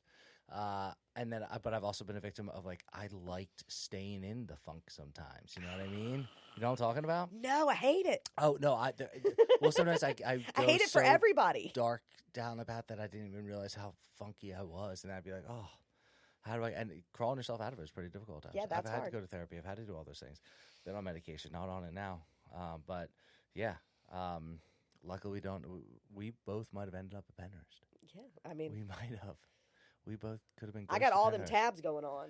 I wake up and I'm like, where do baby carrots come You from? wouldn't end up there? Yeah, it's because you have nothing. Yeah, I have nothing. There's nothing over there. He doesn't have any. I got nothing. They wouldn't want me. He's They'd be like, he's got no baby. there's something wrong with that dude, but he don't belong here. What are you thinking? Like, Nothing. I'd be like, be all right, that guy's good. Check. He's good. Let him go. They're giving you the thumbs up. Yeah. You can go back to work. There's a tap back. Get out. yeah, dude. Just tap back. Oh, man. How'd you even get here? He's I don't know. Yeah. I don't know. Some car. Muscle memory. So, all right. So, you've been to Pennhurst before, right? Ever experience been different? Or okay, have you experienced similar things each time? I've talked a lot, so I'm gonna let you answer. Oh, have you? I didn't notice. Now, if we don't go viral, it's your fault. Anyway. So the problem was before, when we went to Pennhurst, we would go for Paracons, and there are thousands of people there. So trying to get something to happen. What is a Paracon? It's like a horror con or a Comic Con. It's a Oh. convention for paranormal geeks like us. Oh, like Paranormal Con. Okay, Yes. gotcha. So I went one time. I think it was the second year we went? I think we had gotten an extra. We bought some tickets to do a little extra investigation in the Rockwell tunnels. So we're down in the tunnels. I've got some of my equipment. I've got a camera, and I'm looking around. And most of the tunnels are just a straight tunnel. There are some turnoffs that you can get to now. I mean, they all turned off because all the buildings were connected underground by tunnels. That's how they brought. Wow. That's how they brought the food and the medicine. People say that's how they did the bodies. No, that's not true. That's not. That's what they want you to loved believe. building tunnels back Yeah. then. So the tunnels, just because the way to get to a lot of these buildings was a catwalk outside, a concrete catwalk. And if the weather's horrible, like when we were there just 2 weeks ago, walking on ice and everything, the tunnels are covered. You're safe from the elements. So that's how they would get medication and food and everything else to these buildings. So we're down in the tunnels, and there's a girl down there, and she's got, I forget what it was. I think she had like an Alice box or something. I don't know exactly what it was. And Wait, this is this time or another time? this was another time. This was when we were during- there at Paracon. Okay. So she's down there, and she's like, "Oh, they don't want you standing there." And I'm like, "They don't want me standing here?" She's like, "Yeah, they're saying you need to move." And I'm like,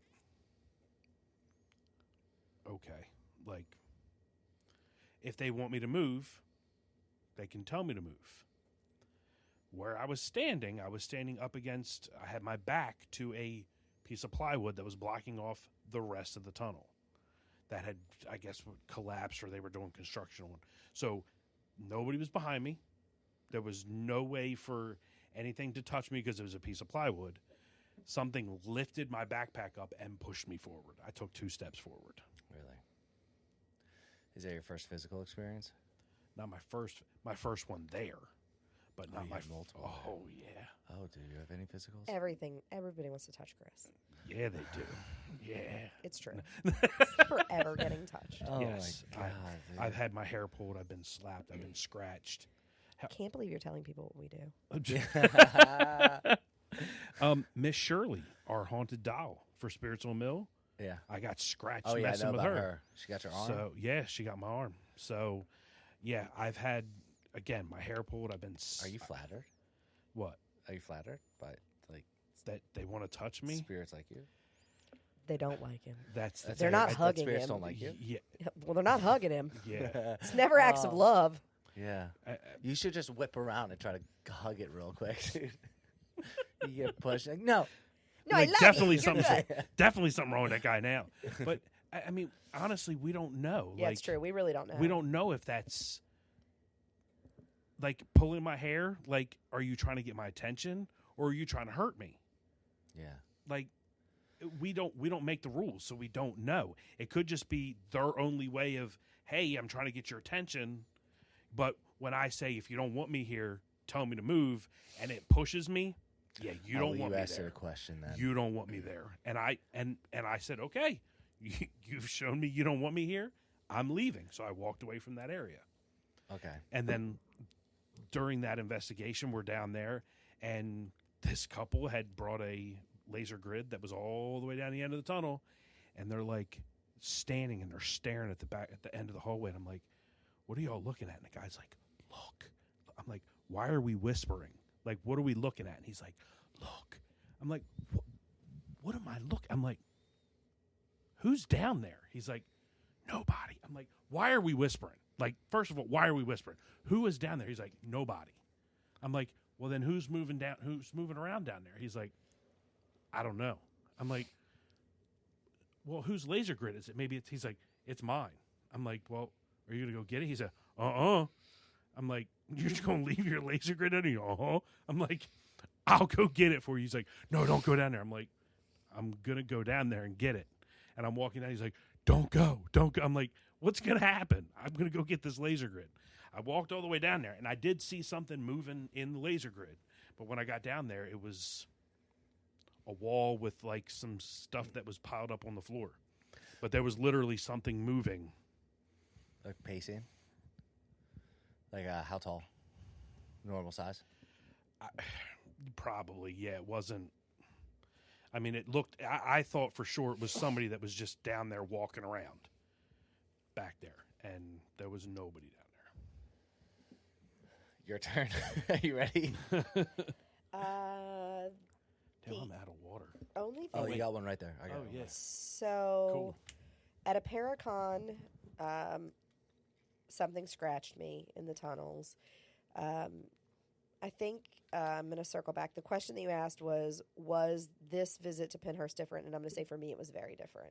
Okay. So, and it's very weird and unexpectedly different. So, I think because you sort of carry energy with you, and I think that when there are so many people at those Paracons, you get a very different energy.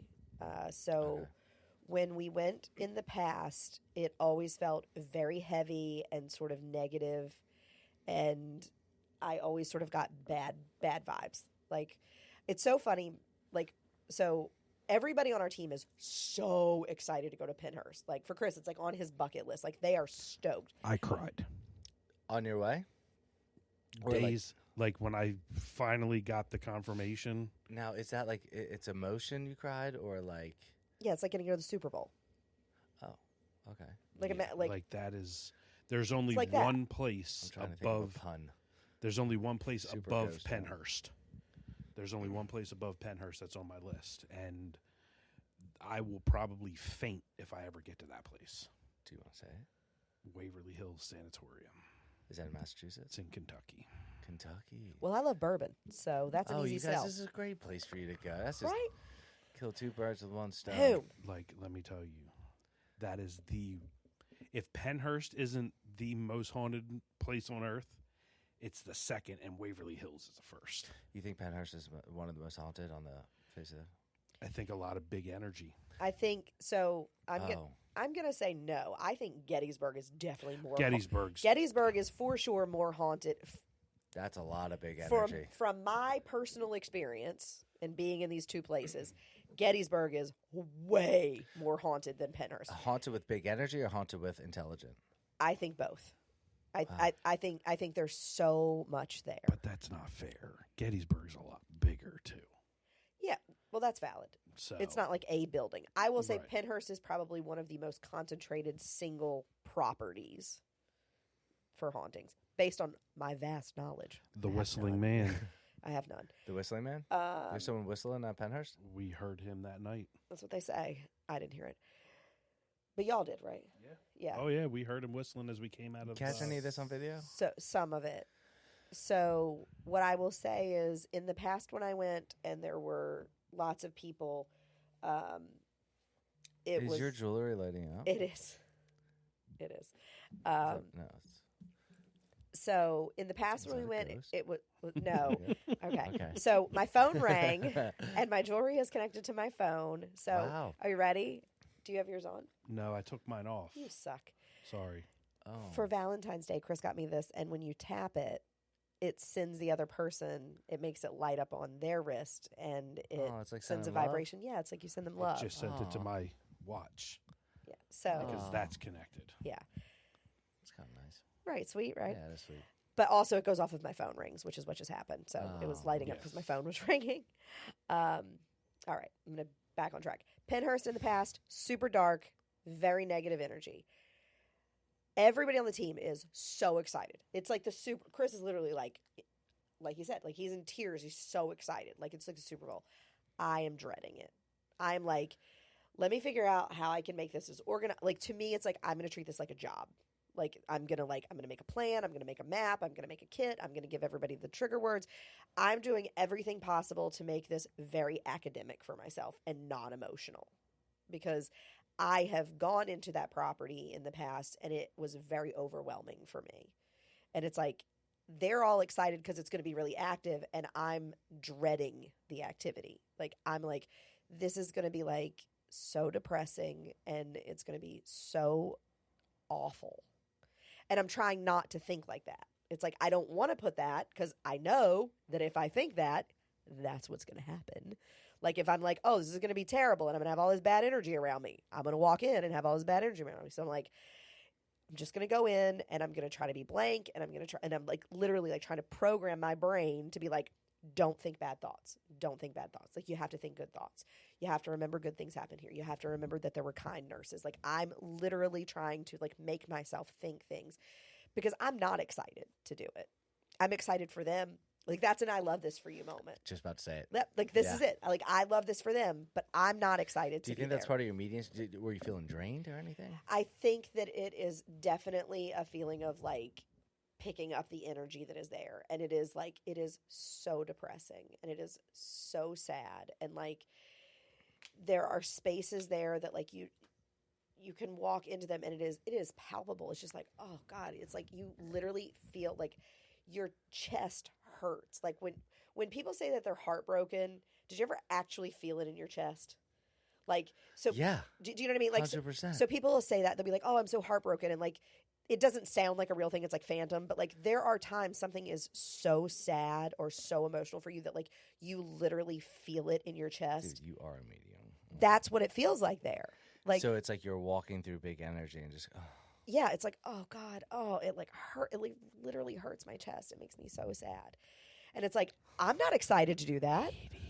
Like, I don't want to go there. That's not the Super Bowl. This isn't like going to Disney World. yeah. This is like a punishment. Like, No, so Disney World's got Star Wars. so I'm trying so hard to like stay in a positive mindset and not let that be my experience, right? So every other time we've gone, that has been my experience. Like something scratched me there, something scared me there, something was super negative there. A spirit was like bobbing all around me, and like Chris is all excited because he's like, "You can feel it." And it's like, yeah, I can feel it, and it feels sad. Like I feel it because around me, like on one side of me, it feels really, really heavy, and then it doesn't on the other. That's why I know where it is, because I feel it. I literally physically feel it.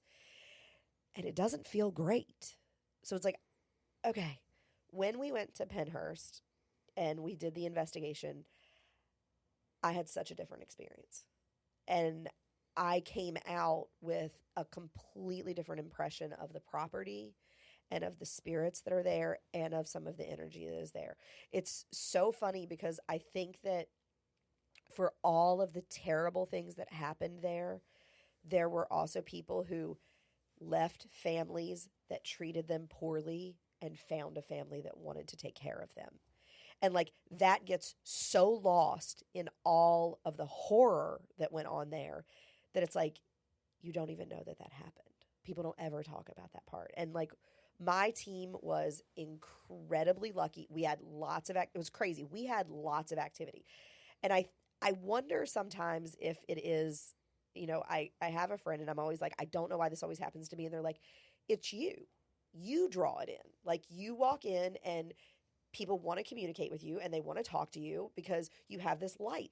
You project this sort of light energy around you. If you have negative, she's like, it's no different than talking to people. If somebody walks in and like, ugh, this sucks. Do you immediately walk up to that person and be like, hey, I want to be your friend? No. no. No, absolutely not. You definitely don't. But if somebody walks in there like, I'm having a great day, that's the person you want to go hang out with. Gravitate towards me. Right, exactly. So I think that a lot of it has to do with the energy that you put out. And I think that's why we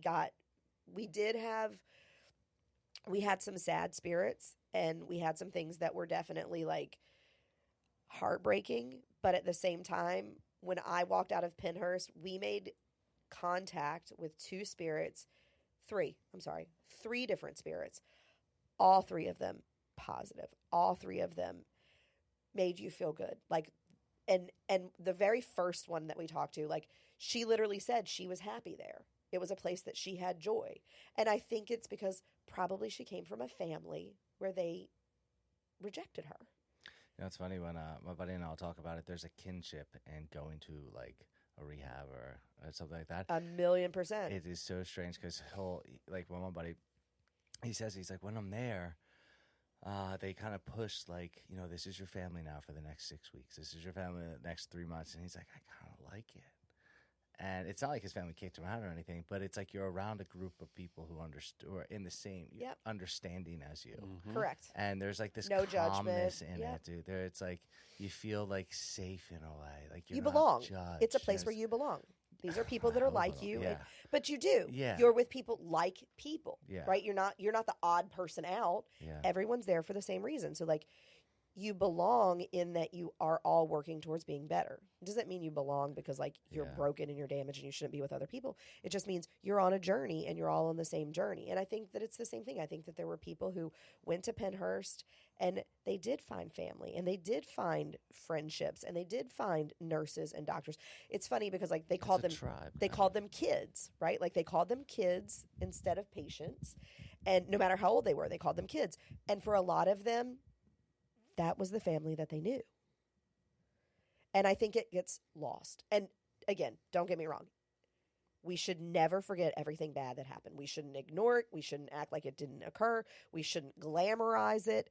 But also at the same time, I think when we only focus on that, we're doing a disservice to every person who had joy. We're doing a disservice to all of the kind doctors and nurses who wanted to do the right thing. And we're dishonoring that part by letting it be overshadowed by awfulness. And I think you have to honor both.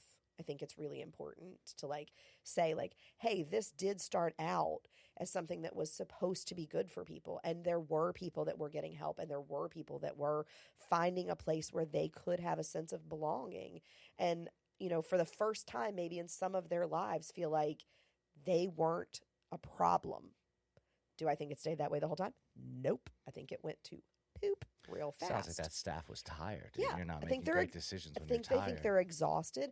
I think they're undertrained. You know, by the end, I think you're getting people who don't belong doing it, and I think they're worn out and they don't have resources. And this is a reality. Money plays into it, right? Like they're funding it because other people were making money off of it. Mm. It's awful.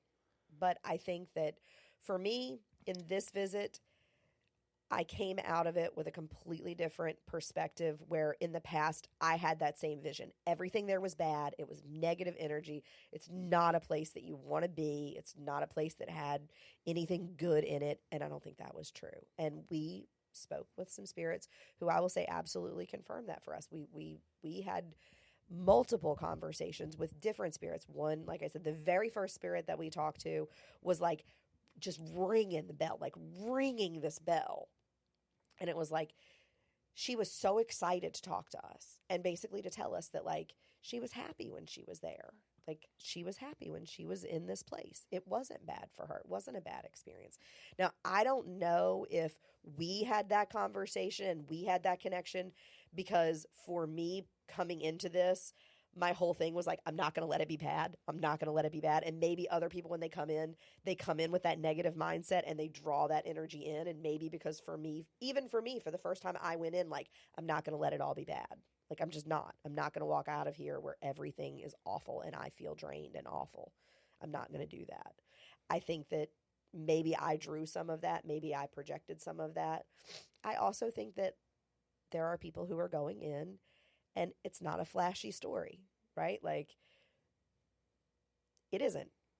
The flashy story is like the stuff that's really scary because like that's what people want to hear is like this really scary thing happened to me and this really awful thing happened. That sells, right? So like people who are paranormal investigators who want to create content, which so many of them do, they're not going to tell you the story of like how this one spirit talked about how they were malnourished and it was sad, but also that they had a friend there and that they also had happiness. And like when we would say things like, oh, I'm sorry that happened to you, they would light the thing up and we're like, oh, is that like your way of saying you're welcome? And it would light all the way up and it would be like, thank you for caring about me.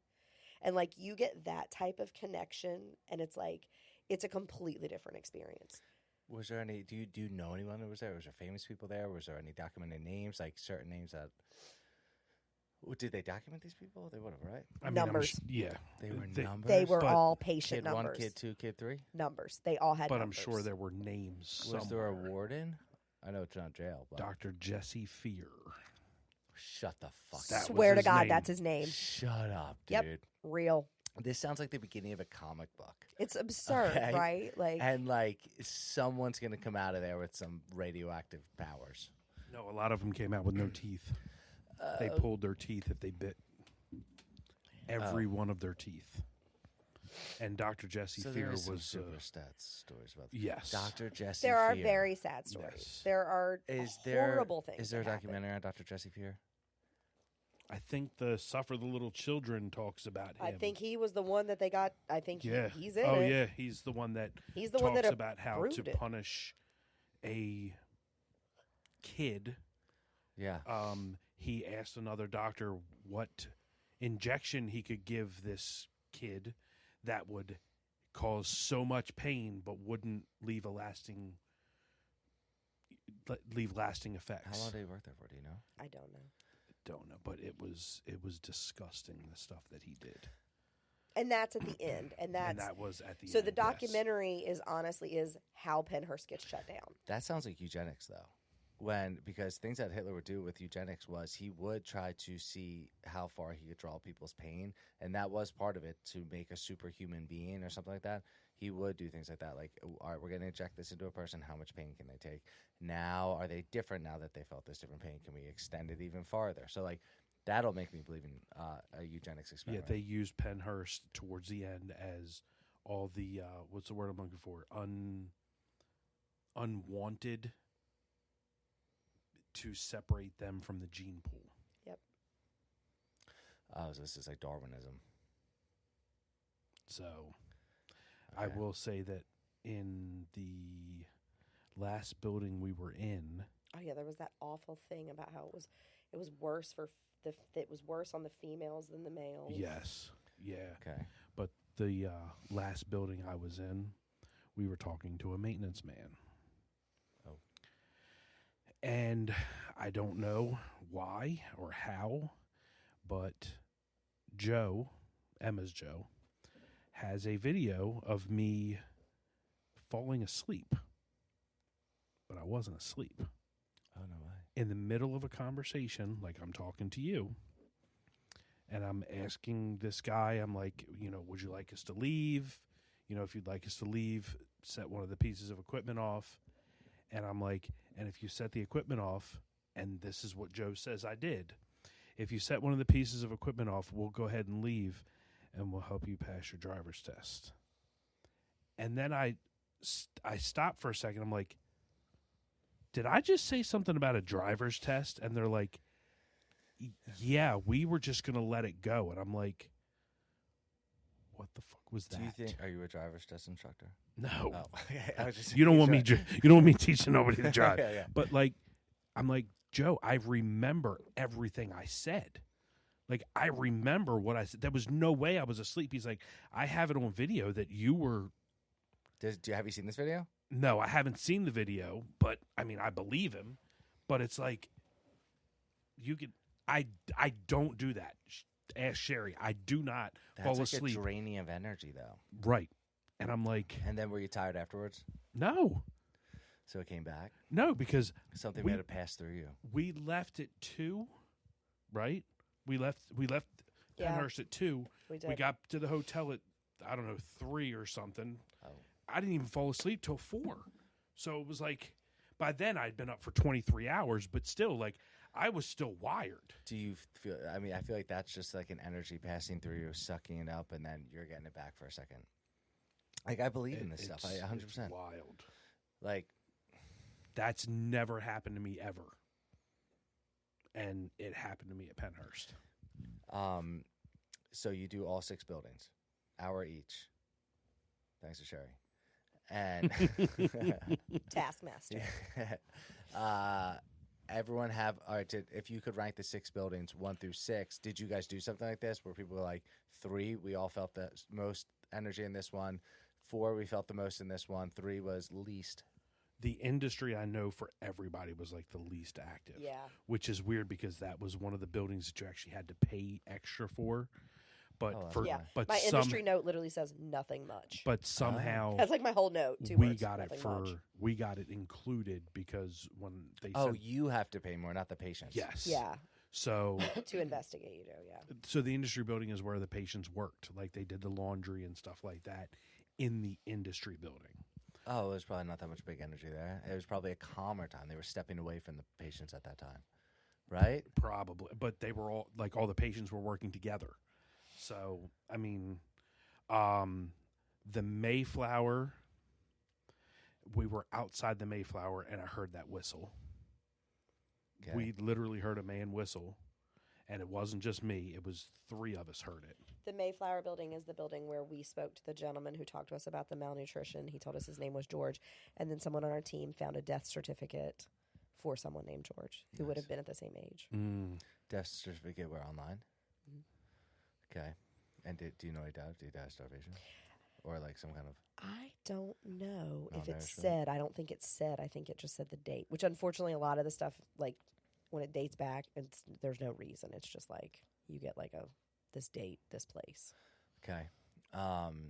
Is that the only thing that happened in Mayflower or anything? There were multiple teams, and I don't know what all of the teams... No, we're also still going through the footage. Yeah. What building was most had the most activity in it? Probably the Devon. The Devon in the basement, or the Quaker. It's weird. So like the Devon basement and the Quaker building. So we found a room in the Devon basement that I swear is part of the haunt. But there were people that were watching the live video that are like, this isn't part of the haunt. Maybe at one point it was. What's the haunt? So they do a haunted house. Okay. That's where Pennhurst Asylum came from. They sell tickets to a haunted house. That's what it's called. The haunted house is called Pennhurst Asylum. And do they go building to building during that time of year? They don't go into any of the upper buildings. They only do it in the tunnels and in the basements underneath because they don't want to be disrespectful to everything that actually happened. So no patients were supposed... This is what Pennhurst will tell you. No patients. We didn't live there.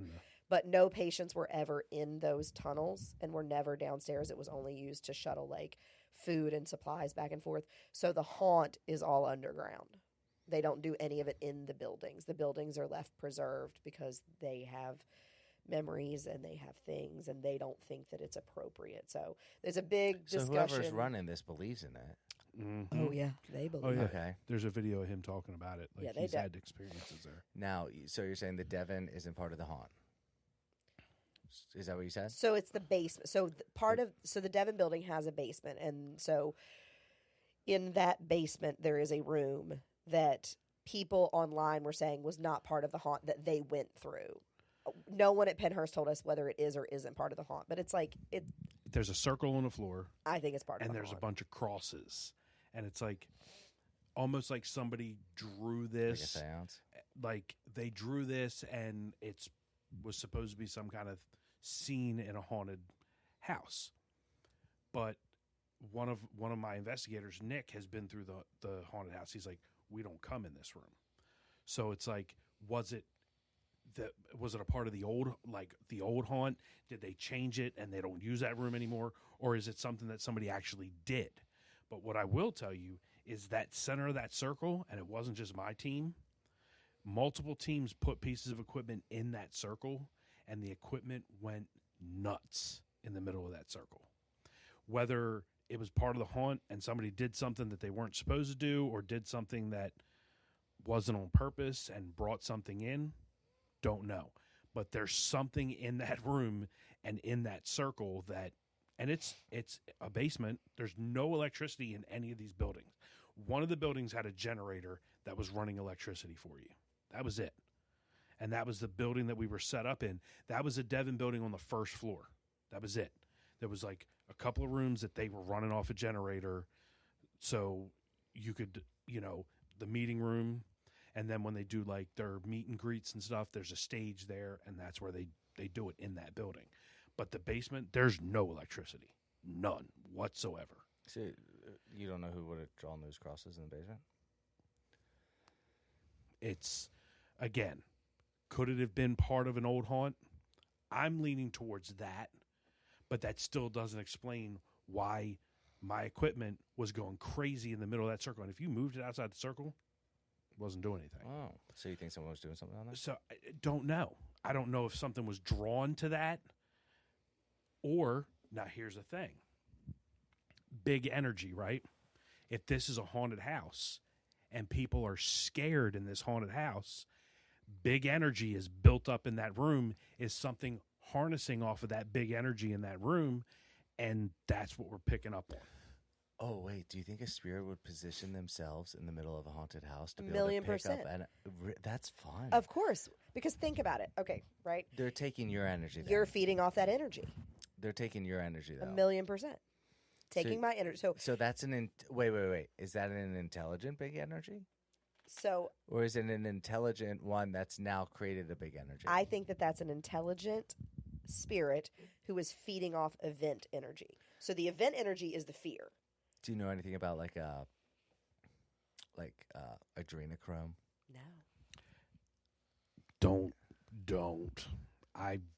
Yes. I've read all about that, and we're gonna go down a rabbit hole, and you'll be here for another 2 hours. No. Oh, I need to know. Okay, adrenochrome is look up Pizzagate. Okay, well, Emma and I covered it. Yeah, but adrenochrome, we're not going to go into deep Pizzagate or anything like that right now. Adrenochrome is basically it's the adrenaline that is produced in your blood through the adrenal gland, right? And there's a belief that people will take this adrenaline that's out of the blood. They call it adrenochrome. It's this molecule in the shape of if you look at the molecule, it's like a rabbit. They take it out of you, and they can use it to get high off of, preserve life from all this. And they believe that the elites take this from. Yeah, the best place to take it is from children. Now, what they try to do the most of is they try to get whoever they're about to take the adrenochrome from as feared up as possible, right? And then, so it's more adrenaline being pumped into your blood, and then they take it out of you, and they try to go through here to take it out of your adrenal gland. Here? Yeah, that's where the pineal gland, or the pituitary, whatever it is, and they will try to drag it out of there. But I feel like when someone's going through a haunted house, I mean, if you're a spirit that needs to feed off of energy, these people are already they've already gotten their mind they're spooked. Right now, when they get spooked, that adrenaline's already up. Right, that sounds like a smart ghost. Why is the ghost going to want your energy? Well, do we know? I don't know. I've never been dead. I don't know. Are you going to ask these questions when you die? I'm going to come back and talk to you. Oh, dude, that'd be so funny if I here. film an episode and there's nobody there, dude. I'm just like, oh, it's Chris. So they actually have something called EM pumps that you can buy for investigations. EM pumps? And pump Is EMF. That a pregnant ghost? No. EMF into a room to help spirits manifest. So they need energy to manifest. I don't know, I won't ever use one just because, again, it's gimmicky to me. Get out. I'm going to buy that thing tomorrow. Yeah, I didn't know about this. That feels like I could be helping. That feels like I could be helping them. Oh my God, we are so different. You can feed the Me and this guy are so different energy. sometimes. Yeah. Wait, so what kind of energy? Like electrical? So here's what I think. Because everything in this world runs off of electric. When you think, our hearts, what do they run on your hearts? EKG. Yeah. What does that measure? Electro something. There's electricity in our body. Everything, close, right? Everything runs off of electricity. It's in some way, shape, or form. So you start pumping EMF or an electromagnetic field into an environment, you're helping. I'm so mad we don't have this pump. Yeah, we gotta get this pump. Mike wanted to get Do you one. ever see I wish I knew that. I would have been on Mike's side. It's do you on ever Mike's see, like, wish list. Demons love music festivals? Have you ever seen this? Because No. it's just there's so much But it makes energy. sense. Well, that's where they believe like musicians will do sacrifices and rituals at these festivals because of the amount of energy that's there. I buy into that. And then you ever see like who's the one Travis Scott? People, there's like the amount of deaths that have happened at his concerts, and then you watch the footage of when the death happens, and you see him act differently, or something demonic will come up behind him. You haven't seen this, and then there's these other videos. This is like before AI, where like you'll just see like this dark entity just shoot up out of the sky or shoot down. Dude, you got to find these videos. You haven't seen these? No. Oh, it's. I shouldn't say it's fun because people have died, but Fascinating. It's fascinating. it makes you rewind. It makes you Yeah. rewind. So I think that the reason they feed off of energy is exactly that. So one of the things I always say, like when a spirit's talking to us and it goes quiet, like I try to be very sympathetic, and I'm always like, I know it takes a lot of energy. It takes a lot of energy to move that dial, because I see it happen. I see it, and I feel it. Like I feel that like the person is like they're getting drained. Like they're moving this thing it's just lights, but they have to put so much energy out to move that light. And it's like, now I'm tired. I can't believe we've been exhausting these spirits this whole time, and we could have been giving them a battery backup. I'm buying it. I got my own It's money. going to interfere with generator. all the other equipment. It's a chance I'm willing to. It's a chance I'm willing to take. Do it last. That's a chance I'm willing to take. Oh my Zach. god! I got All grown up Zach. money. Next, you're going to have a damn black tank top and glasses, and you're going to be like, come at me, bro. Oh wait, is Zach the other guy? He's not part of your crew. He's part of another team. Oh, he's like on TV. Yeah. We What's don't his like name? Zach what? Beggins. Oh, I know who he is. We don't like him. I've heard about him. He's trying to buy the one house, isn't he? Isn't he trying to buy like the Amityville house or one of those houses? He was trying to buy the Warrens Museum, but That's it. He didn't get it. The other guy did, right? Matt Rife and Matt Rife got it. Yeah. Yeah, and now the Conjuring house, that whole situation is fake. No, like that whole situation right now with that house is a mess. I know that apparently Elton Castle tried to buy it. He got a hold of the note, and I don't know. Jason Halls from Ghost Hunters was involved in trying to buy the house. Like it's a Why wouldn't mess they try to right get now. Pennhurst or Waverly? Is Pennhurst? Is there talks of it being destroyed? There are not just talks. It's Yeah. happening. Yeah. It's been sold. Well, we know that To who? a data center. Oh God. AI.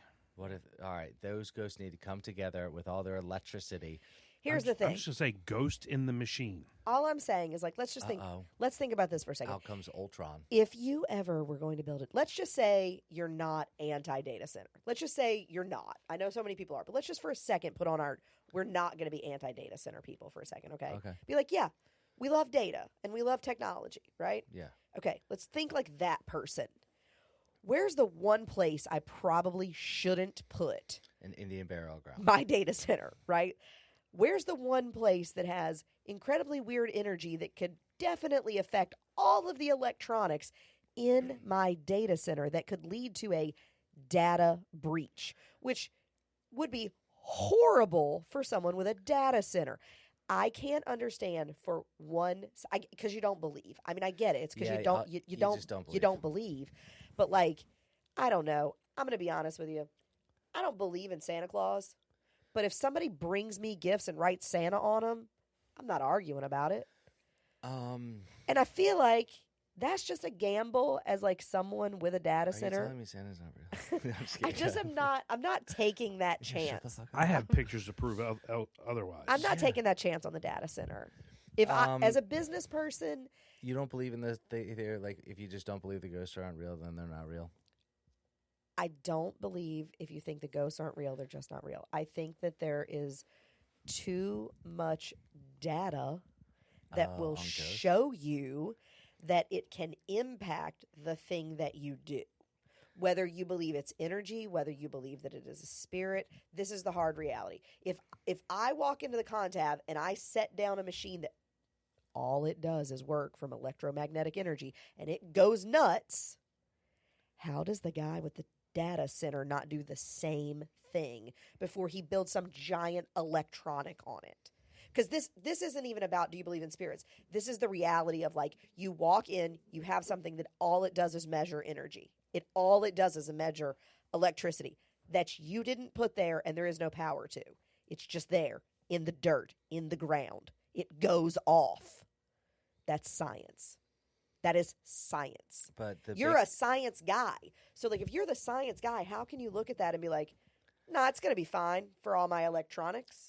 There's a big difference between a science guy and, like, a metaphysical science guy. You know, like, you don't think that big energy passes on when the building goes? Nope. No. Really? Absolutely not. The contav. No. It's still there.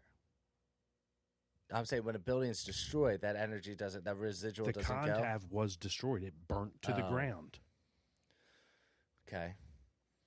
But the foundation was still there. It's still there. So, how many buildings in Gettysburg have been demolished and the stuff's still there?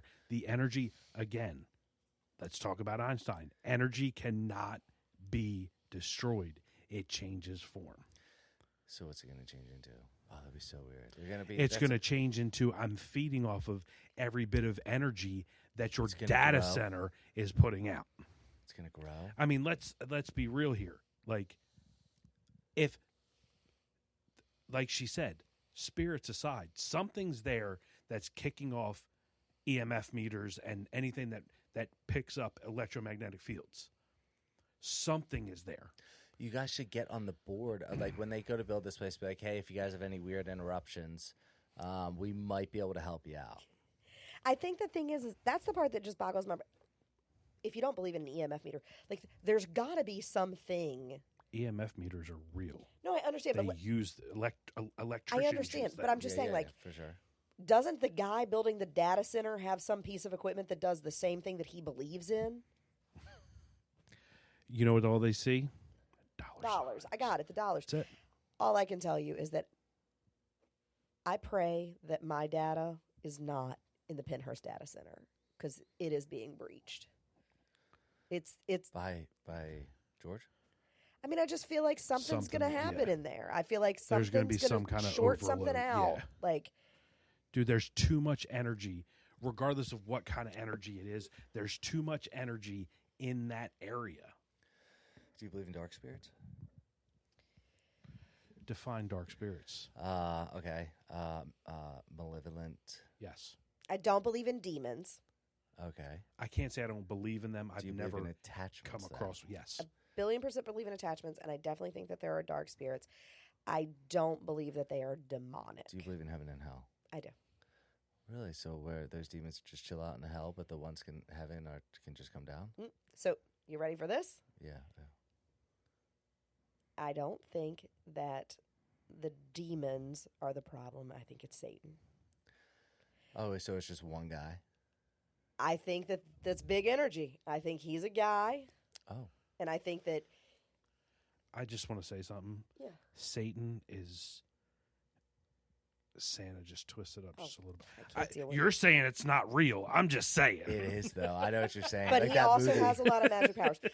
I think, so here's what I think. I don't think that there is a demonic spirit that has free will to come and do something mean to you. You have to invite him in. Do you see what I'm saying? Like, I think that there are people who make deals with the devil, and the devil has people that work for him. Well... But I don't think Constantine, that movie. But I don't. The mafia. But I don't think you. I don't think you is walk. Just the devil's boys. No, I'm just saying, like, that's kind of It's what like it the is. mafia. He's like he's the like the godfather. boss. He's Yeah. like the like. I'm just saying, like, to me, I'm never gonna walk into a space and a demonic spirit's just gonna come up to me and be like, "Hey, girl, hey." Like, that's not. I don't believe that's what happens. I think it'd be more like, "Hey, girl, hey." Yeah. You don't know. But it would be a female. I feel like I was literally about to say. I feel like a lot of people would probably argue that there are plenty of females who are demons. Well, I think that I believe in possession. I believe I do. I kind of believe in attachments that now are kind of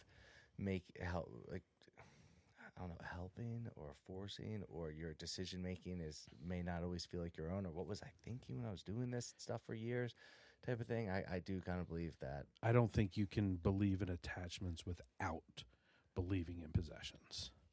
Yeah. Because the attachment comes before the possession. I boldly disagree with that. I believe that a spirit can be attached to you and not possess you. That's right. what he said. Right. I think that's what he the said. attachment comes before the possession. They can attach to you. You said you can't believe in one without the other, but I believe that there could be attachments and not possession. Oh, so you don't think there's ever any step? possession? So you believe in step 1. He's like, step 2 is possess. I'm going to be 100% honest. I can't say I do not believe in it, but I also cannot say that I believe in it. I don't know. There is nothing that has persuaded. She's fired. No. I think I'm just being honest with you. No, I get it. And here, are you ready? Okay, let's just call it out. Okay, I don't think that spirit possesses you. I think that you allow something to take you over. So it goes from attachment, then you allow it in, and now it's possession. But then what's it called? If you let it in and it takes over, it possesses you. Like if I buy a house and let you in and you take over, what happens? You possess my house. Well, technically, if I don't pay for my car, you're still on the mortgage. So, I don't possess it. I just live in your house. If I don't pay for my car, mortgage. You repossess. It's like a demonic mortgage. You repossess my car. I'm being totally honest. I honestly don't know. I don't even know if you can invite something in that can like overtake. I don't know. I've never seen that. I've never experienced that. I am incredibly skeptical of that, and I'm going to lean into this. I feel like that is probably way more likely to be a byproduct of mental illness than it is spirituality. Do you know the story of Mary Magdalene, when Jesus met Mary Magdalene in the Bible? He meets her in, I think it's called the Red Cape, which is in Capernaum. And first, Nicodemus is supposed to go down there because there's these stories of this woman who's possessed. And she's not always possessed, but she hangs out on like the dirty part of Capernaum. Like, there's gambling, there's sex, there's drinking. And Nicodemus goes down there and he runs away. He's supposed to be the high priest. Runs away and says this woman is possessed by possibly 7 demons.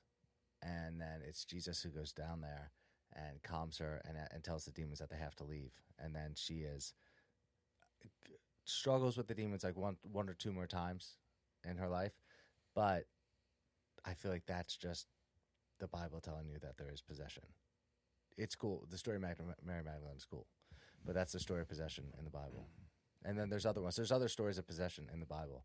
They come across a couple other people on their travels that Jesus tells the demons to leave.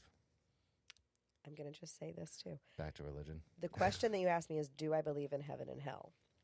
I do believe in those. I don't believe everything in the Bible. Oh, true. I think that that's excellent storytelling and pretty good marketing. Good. Yeah, I agree. It's man-made. So disclaimer. No.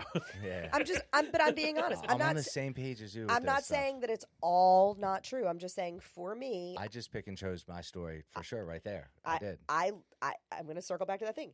Those people who wrote the documentary for you to walk out of it with a very pointed view. And I think that the Bible is the same. I think that you're supposed to get something out of it and you're supposed to believe the things. And I think I am not a religious person. I'm an incredibly spiritual person. I agree. And so, but if I believe there is, if your religious telling me there's possession, then I'm going to run to your church, right? and I love that for you. Yeah. So for me, and I there it is. And I honestly, I think this may be why I'm incredibly skeptical of both organized religion and possession. Are you ready? He tapped back on you. Yeah. I'm going to blow your mind. Are you ready? All right, let's blow it. Okay. I grew up in the South, and the church that I grew up in was a non-denominational Assembly of God church. Mm-hmm. And the church that I grew up in, I was baptized in a river. Yep. That's cool. Yeah. And the people who went to my church would become possessed by the Holy Spirit, and they would speak in tongues. And I saw that as a child, and I didn't buy it. And I think that makes me incredibly skeptical of it because I saw grown adults be attention-seeking, receive attention. From speaking in tongues. And because of that, I don't think that they really were possessed by the Holy Spirit. I don't think that's what happened. I think that's probably why I'm incredibly skeptical, because my personal experience with possession circles back to my childhood in the church, and I didn't believe it. So now I think that it's hard for me to imagine, even knowing the things that I know now about spirituality and about energy and about spirits, I still have a hard time accepting that like a spirit is going to like possess a human. Have you felt like you left with an attachment when you left one of these places? I do not feel like I have ever left with an attachment from a place. I think I have an attachment. I think he is always with me, and I can't. Yep. He's here. He's here now. He's always with me. I feel like I know he is. Yep, I feel like right in the beginning of this podcast, I felt like there was somebody else here Yep, with us. he's always there. There are very few investigations that we do. Do you know who he is? Oh yeah, I know exactly who he is. Do you care sharing? So before Chris and I were together, the person who I was with had a very tragic situation with PTSD, and he took his own life. Oh. And I think he's lost. I think that he has this sort of like attachment to me, and I think that he's just always. Is this he's where always you kind of there. got your theory of the splitting of the soul? It is, yeah. I mean, maybe he told you. I think that it's so weird how it's almost embarrassing to tell you where it came from, but are you ready? Yeah, yeah. Okay.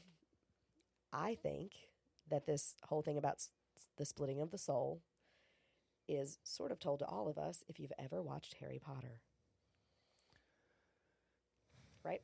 Which part? What part? So you know how they take all of the Horcruxes and they go all over the place? Oh, wow. You're talking about Voldemort. That's your soul. And he's trying to get it to piece it all back together. That's what he's doing. So J.K. Rowling. Sounds crazy. No, I mean I know that's that sounds wild. Well, isn't what's his name trying to do that in the Avengers too? Well, he's trying to get the stones. But I don't know if that's pieces of his soul. It's thematic. I just need to say something. Star Wars. No, that's what blows my mind. She's watched the Harry Potter movies, but not Star Wars. What the? It's not that crazy. Yes, it is. Yes, it is. Harry Potter's pretty good. It's magic. I'm not going to lie. Harry Potter is good. But I've read all the books. I'm just saying haven't that seen like all the movies, but I've read all the books. It was such a so. I wish I was kidding. I'm literally embarrassed to say these words out loud. No, don't. Chris has literally never even heard me say this like crazy Harry Potter theory. Okay, so here's how I came up with this theory about the soul. We do these tours. The spirit among us. The stones. Yep. Jeez. Nope.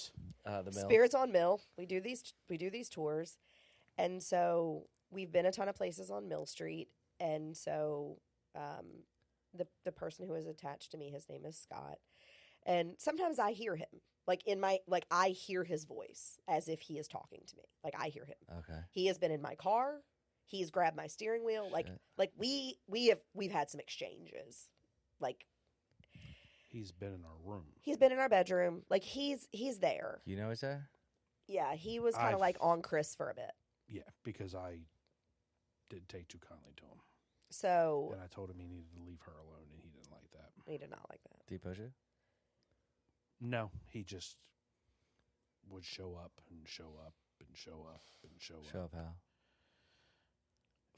For me, what would happen is I would be asleep and I would wake up and I would see him standing in my bedroom. And I would see him standing in my bedroom the way that it looks now, not the way that it looked when he and I were together. Like, I would see him standing in a space he never stood in. So, like, I painted the walls, I moved the furniture, I changed. Like, that was a big part of my therapy. The reason that I started therapy was because this was an awful and traumatic experience. Did you ever hear about mine? No. Do you want me to tell you? Yeah. I told Emma this one. I might have told you this one. I don't know, but there's clips and all that out there. So I get sober back in 2016. I'm in Georgia, and I keep feeling like there's something around me, and I wake up to. Oh, I did see this one with Emma. What do you smell? Cigarette smoke. I don't smell it. I just got a big whiff of cigarette smoke. That's weird. Weird. Sorry, like that just hit me out of nowhere. You still smell it? I don't smell it. So It's literally like right here. Well, I believe there's an attachment on me, but that's weird. Well, one, I can just jump all the way back. I did holistic medicine for a couple of years in my early 20s in St. Augustine, Florida, and I was told there was a attachment the size of a gorilla on me. I was like, shit. And I was also doing drugs at this time, so it was not a great spot, but whatever. I go 2016. I'm in Georgia, and I just feel like there's something around me. And one night I wake up, and it's like a whoosh right by me. So much, and it scares the crap out of me. And I have a prayer of St. Jude next to my bed, and I'm like about to start crying. And I reach over and I grab this prayer card, and like I reach my phone, just try to like start saying it, and it like I calm down, right? And then I don't know, it's not the next night, but soon after, another whoosh comes after, and at the end of my bed is like a cloaked spirit. I don't think I really remember the eyes. I don't know if in my mind I wanted to say red eyes or whatnot, but it's a cloaked spirit, and it scares the shit out of me, right? So then I'm cooking in my kitchen, and out of the corner of my eye, I see this little girl, and she's in like a white dress, dark hair, and not a good feeling when I see her. So it scares the crap out of me. I stop and I'm like, that was vivid, very vivid. Shortly after I moved down to Florida, this spirit now I'm living like on the beach in Jacksonville, and now I wake up again, almost in like a paralysis, staring at this cloak figure at the end of my bed again. Scares the crap out of me. Now, ex-girlfriend and I moved to another place. Same thing. This cloaked figure shows up at the end of my bed, and then she tells me several times that I wake up in the middle of the night. Or I don't wake up, I sit up in the middle of the night. I wake her up because I've caused enough commotion, and I start pointing to the corner of the room and saying that he's right there, And he gets closer to me and closer to me. And, this is actually before we moved to this place, before this happens, the same spot I'm living, the first place I'm living, I see at the corner of my eye, or not really the corner of my eye, it's pretty vivid. This woman come running up the stairs in the exact same dress that this little girl was wearing, but now it's on all fours, running up the stairs, dark hair, as if like the little girl is now an adult, coming up the stairs, and she comes running up, and I jumped to the point. I was like, "Did you see that?" And I'm like, "I'm nuts, right?" But then I go to move to the other place, see the spirit at the end of the bed, and now I'm waking up in the middle, or sitting up in the middle of the night, saying that I'm seeing this figure. And then she tells me about it in the morning. This happened several times. And then it gets closer to me. And then it's right next to me. And I call the woman that I did the holistic stuff with in St. Augustine. And I'm like, I don't know what it is. And she's like, I've been waiting for your call. And I go, okay. Well, what is it? She said, I think it has something to do with your grandfather. Okay. And she's like, I don't think it's bad. And I'm like, okay. And she tells me to read this book about like the death and the afterlife or something like that. I never actually read the book, and she's told me to read it several times. and then it happens again, and it's right next to me, and I wake up, and boom, and I end up relapsing, like within that day or two, as if it got closer and closer and closer. And then all of a sudden, anytime that I would go to get sober, and then relapse, and this is after like 4 years of sobriety. Anytime I go sober, I would see this figure that would be like a couple 100 yards away, then 150 yards away, then 50 yards away. And every time it would get right next to me, a relapse would happen. So this thing would scare the crap out of me. So when Amanda comes on here, she says that there's a spirit around me and that it's my grandfather. And she doesn't know the story. And it says that there's this grandfather around me. He's trying to hand me something. And yeah, so that's kind of my story. And he tries to hand me something that only like I would know that it was. Oh, wow. Yeah. But that's my scariness with it. And then, of course, I was back in drug addiction for a couple of years, or a few years. And those things still followed me around for a bit. I haven't seen them in a while, but they're still around. But, yeah, I don't know what smoke is, though. It's just weird. I don't smell it now. When you went, my body, like, Almost goosebumps went like a wave of emotion kind of went over me for a second when he did that. Yeah, I it went, was just "Oh, it was shit." weird. Like it just Yeah. came out of nowhere. Like somebody's not like they're smoking in the room. Like it's Like there's someone around us that smells like smoke. like it was wafting in maybe from outside or so. Like yeah, it was just and it was like here, and now it's gone. What do you think? Do you Yeah, feel that- anything? I didn't catch that. Not, I didn't catch that. but you get smells. Every once in a while, I will. Yeah, every once in a while, I will. I'll get the. I get the touches more than anything. Like they love to touch me for whatever reason. You ever touch you? Yeah, she got scratched. She Oh. got scratched so hard at Pennhurst she bled. What? Something scratched my leg so hard I bled. And you don't try? Do you do an energy bath after this, or just some white light meditation or anything? So I have this theory. I love your theories. You're ready. Sad You're isn't gonna- real. You're going to love this one. I don't think that it was trying to hurt me. Okay. I didn't get a feeling in that moment that something was harming me. I got desperation. Like something was desperately trying to grab on. Oh, like it was asking for help. Yeah, like help. Like I need help. I desperately need help. I didn't feel afraid. I didn't feel dark. I didn't feel scared. I felt really, really sad and like I couldn't help this person. So for me, when I left there, I didn't feel like I needed to do anything except for say like, whatever's trying to harm you, I hope that it doesn't. And I'm manifesting nothing but goodness to come to you. And I hope that you find peace. And I'm manifesting peace in this area. And like, that's it. That's all I can do. But I didn't feel attacked. Like I was, but it never felt like an attack to me. I wasn't ever scared of it. Okay. I mean, there's something to say about that. I get that. Anything else you guys want to say about Pennhurst?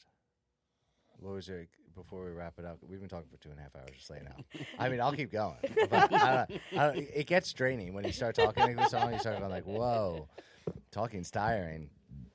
I mean, I could keep going. I like talking, guys. This one's so much fun. Like these are my favorite podcasts to do. Everyone's so engaged, you know? I know. I told Chris, I was like, oh, I'm going to try to not talk too much. But we all know I love the sound of my own voice. And he was like, no, I got it. Oh, but it's so much fun. It's it's not like we all agree in this on these topics, right? I don't find them woo-woo. It's not like I'm a skeptic. I like being a skeptic because I feel like I'll learn more if I'm skeptical. Same. You know what I mean? But she doesn't want to believe she is what she is. I heard it. You heard like the music, right? No, I heard what sounded like a baby crying. I heard like In the headphones. I heard it. I definitely I heard was okay. I I definitely wasn't heard sure it. Shut what that the fuck was. up. I definitely heard it. I wasn't. It To sounded me, like it sounded like a whine, like a baby cry. okay, because it sounded like I heard some it. notes for me, I heard but it. it could have been, very well could have been. Yeah, that Oh, was. you know what? Or I would also go with like a wah bar, like on a guitar. It could have also been like that type of a sound. It was like that type of a sound, or like a Okay, cry. I'm I not did- crazy because I did heard hear it too. I Let's did hear go it. into this. What do you think it is? I did I hear don't that. know, but this is the second podcast that we've been on that something has come through the headphones Yeah, it's weird, and the speakers while we were on. strange. That is wild. I don't now, know what that was. you guys might have attachments.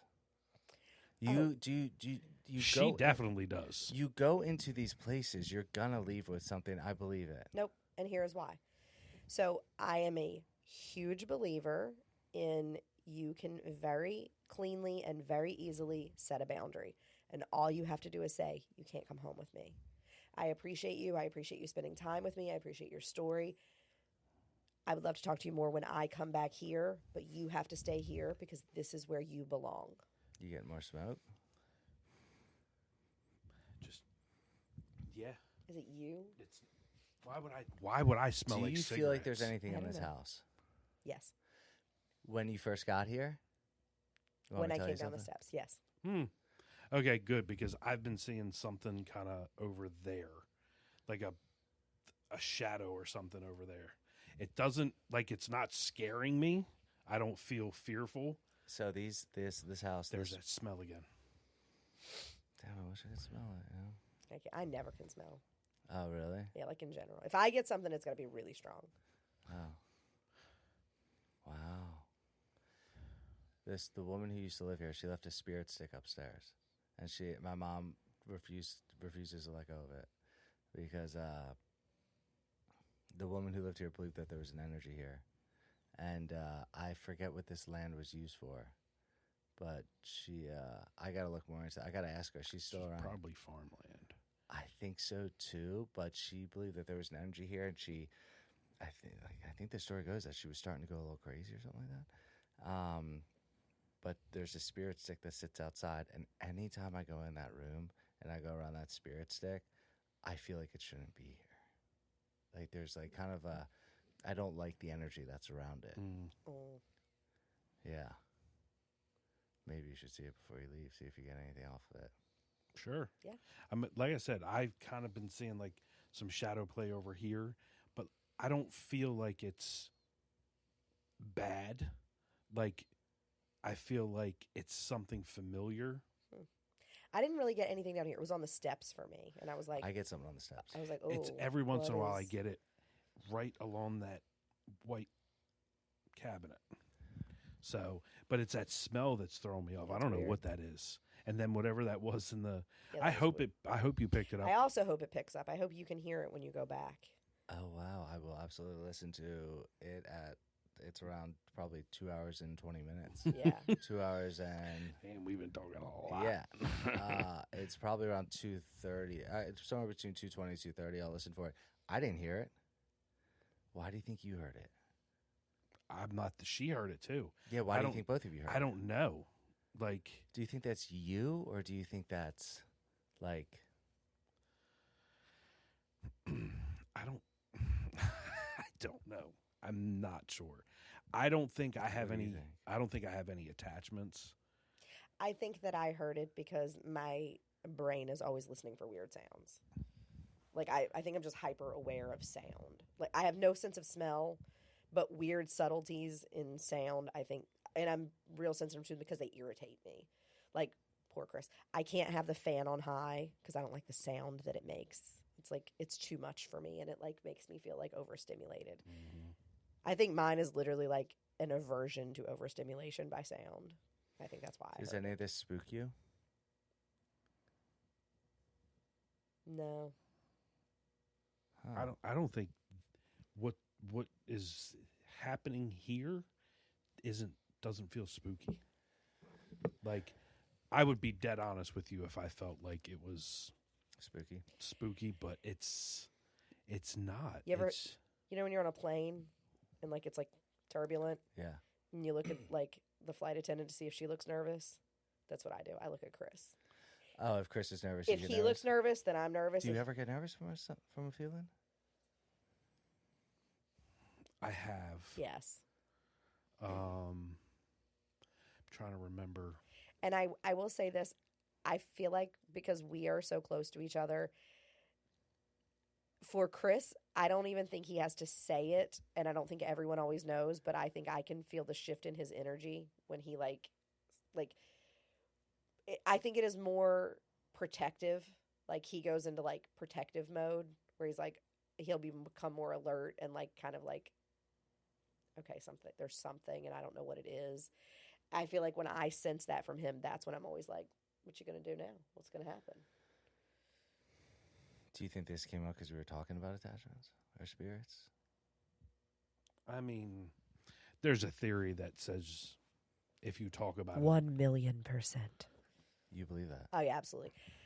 No different than anything else. Like it's I think listening? I think it's setting intention. I Honestly? think it's manifesting. I think it's welcoming. I think if you're in a room full of people who are saying I'm open to spirits and I like talking to spirits, Like a Ouija board or something. and like if let's just say you're a spirit in this room who's never made a peep, right? And then you have 3 people in the room who are always like, spirits are great and I love to talk to them and They're I like, love to "Hey, communicate them and I we're love invited." to, and I think they're fascinating.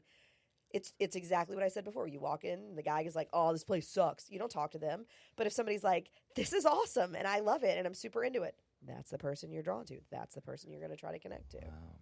So yes, I 1,000,000% think talking about it will make it manifest because you're creating a safe area. You're creating comfort. You're giving an invitation. Do you feel something now? It's literally right in front of me. That smell is right here. It's so weird. It's weird. Yeah, it's a strange one. Did you sniff the mic to see if it was like somebody smoked that used it before? No one smokes. I use that. Just the thought. No. That's And what nobody it's taken smokes here, right? So, like, what? I This don't know. is weird. Shit. I got nothing on your smoke smell. Yeah. It's if I'm smelling it and I'm the only one smelling it, it's trying to get my attention for some reason. Oh, good. Okay. Yeah. I'm not hearing the baby. I'm not getting the smoke smell. You're doing all right. Oh, Yeah. or I'm just not. I'm not a medium or something. But I'm not a medium either. I'm a 3X. Oh shit. No, This guy. but no, like You're also not a 3X. I just it's. It's weird that you're saying smoke. Like cigarette smoke? Mm-hmm. You're getting cigarettes. Okay. Why? It's just strange. So earlier today, I asked Sabrina if she could smell burned toast. Because I was smelling something that smelled like something Whoa, burnt. isn't that like the sign of like a So- stroke? Only if it's consistent, and mine was inconsistent. I looked it up. Okay. Dr. Google told me I was fine. Oh, you're good. Yeah, I trust Dr. Google. So, what? But it was like I kept smelling something burnt, and I then think she, Dr. Google and Dr. and then- Fear are about the same. and then she Yeah. she smelled something burnt, but not like cigarette smoke, like burnt. So it's just strange. We deduced that it was my hair. Oh, what you put in the toaster? No, we think it's from the curling. We think that the curling maybe Okay, that's the same thing. That's just the Yeah, it's- fucking toaster. yeah, it's like a and toaster. I don't smoke. I vape. I don't. I haven't smoked in. God, it's been 10 years. We know strawberry shortcake. Oh, the smell of his vape. Yeah. Yeah. You can hit it. I'll have you. No, you don't want me to hit it in here. It'll smell. Yeah. It'll smell and Super it'll be sweet, and it'll be a big poof. Yeah. It's yeah, not subtle. Yeah, vape cloud. Yeah, big vape cloud. Yeah, it's weird. I felt something kind of when we first started this one, but Which is. We'll talk about this later. Okay. We can talk about it a little off after right. we're done. you guys want to wrap this up? Anything else you want to say? Or you guys want to keep going on Pennhurst? I could talk about I mean, Pennhurst all night. I but, feel like we could talk for hours. Yeah, so. we It's up to definitely you guys. could. We'll revisit. You can have like a episode 2. Yeah, whatever you guys want to do. Yeah. In Wait, I that felt like I just in smelled- that What one, are you I'll talk trying to about smell? bourbon. Are you trying to smell No, now? I felt like I just smelled something. Oh, you're going to talk about the other kind of spirits? Bourbon? Yeah. You want to talk about bourbon? Next time we'll talk about bourbon. I haven't drank in 10 years. It's wild. Oh. That is, I would say if the paranormal is Chris's passion, Bourbon's yours. probably somewhere between bourbon and I would say bourbon and veterans are probably like Veterans? Like war veterans? yeah. Oh, wow. That's So good. because of the person who I knew who passed away from PTSD, I spend a lot of time fundraising for veteran services. We partner with a charity, and everything that they do, they work to give service dogs to veterans in need. And we probably spend 6 months a year At least. building this raffle that we do, Oh, and we you've host told an me event. about this. Yeah. So I would say that's probably like my deep passion, Shit. sprinkled with bourbon. They go hand in hand. Yeah. Shit. All right, you guys want to wrap this up? We're going to have to do a part Yeah, two. I love it. Part 2, All part right, 3. dude. Part I four, had so much whatever. fun. This Yeah. is fun. This Yeah, was this one was awesome. so much fun. I did. I had so This much is fun. awesome. I mean, we talked for it was probably 2 hours and 40 minutes or something like that. 2 hours and 30 something. Yeah, it's so much fun doing this. I really appreciate you guys. This was Yeah, awesome. same. Do this Thank you. anytime. Come back on. Yeah. Sure. Cool. All Thanks right. for coming on a second time. I'll film a few more episodes and then we'll bring you back, guys, back on. That'd Works be for great. me.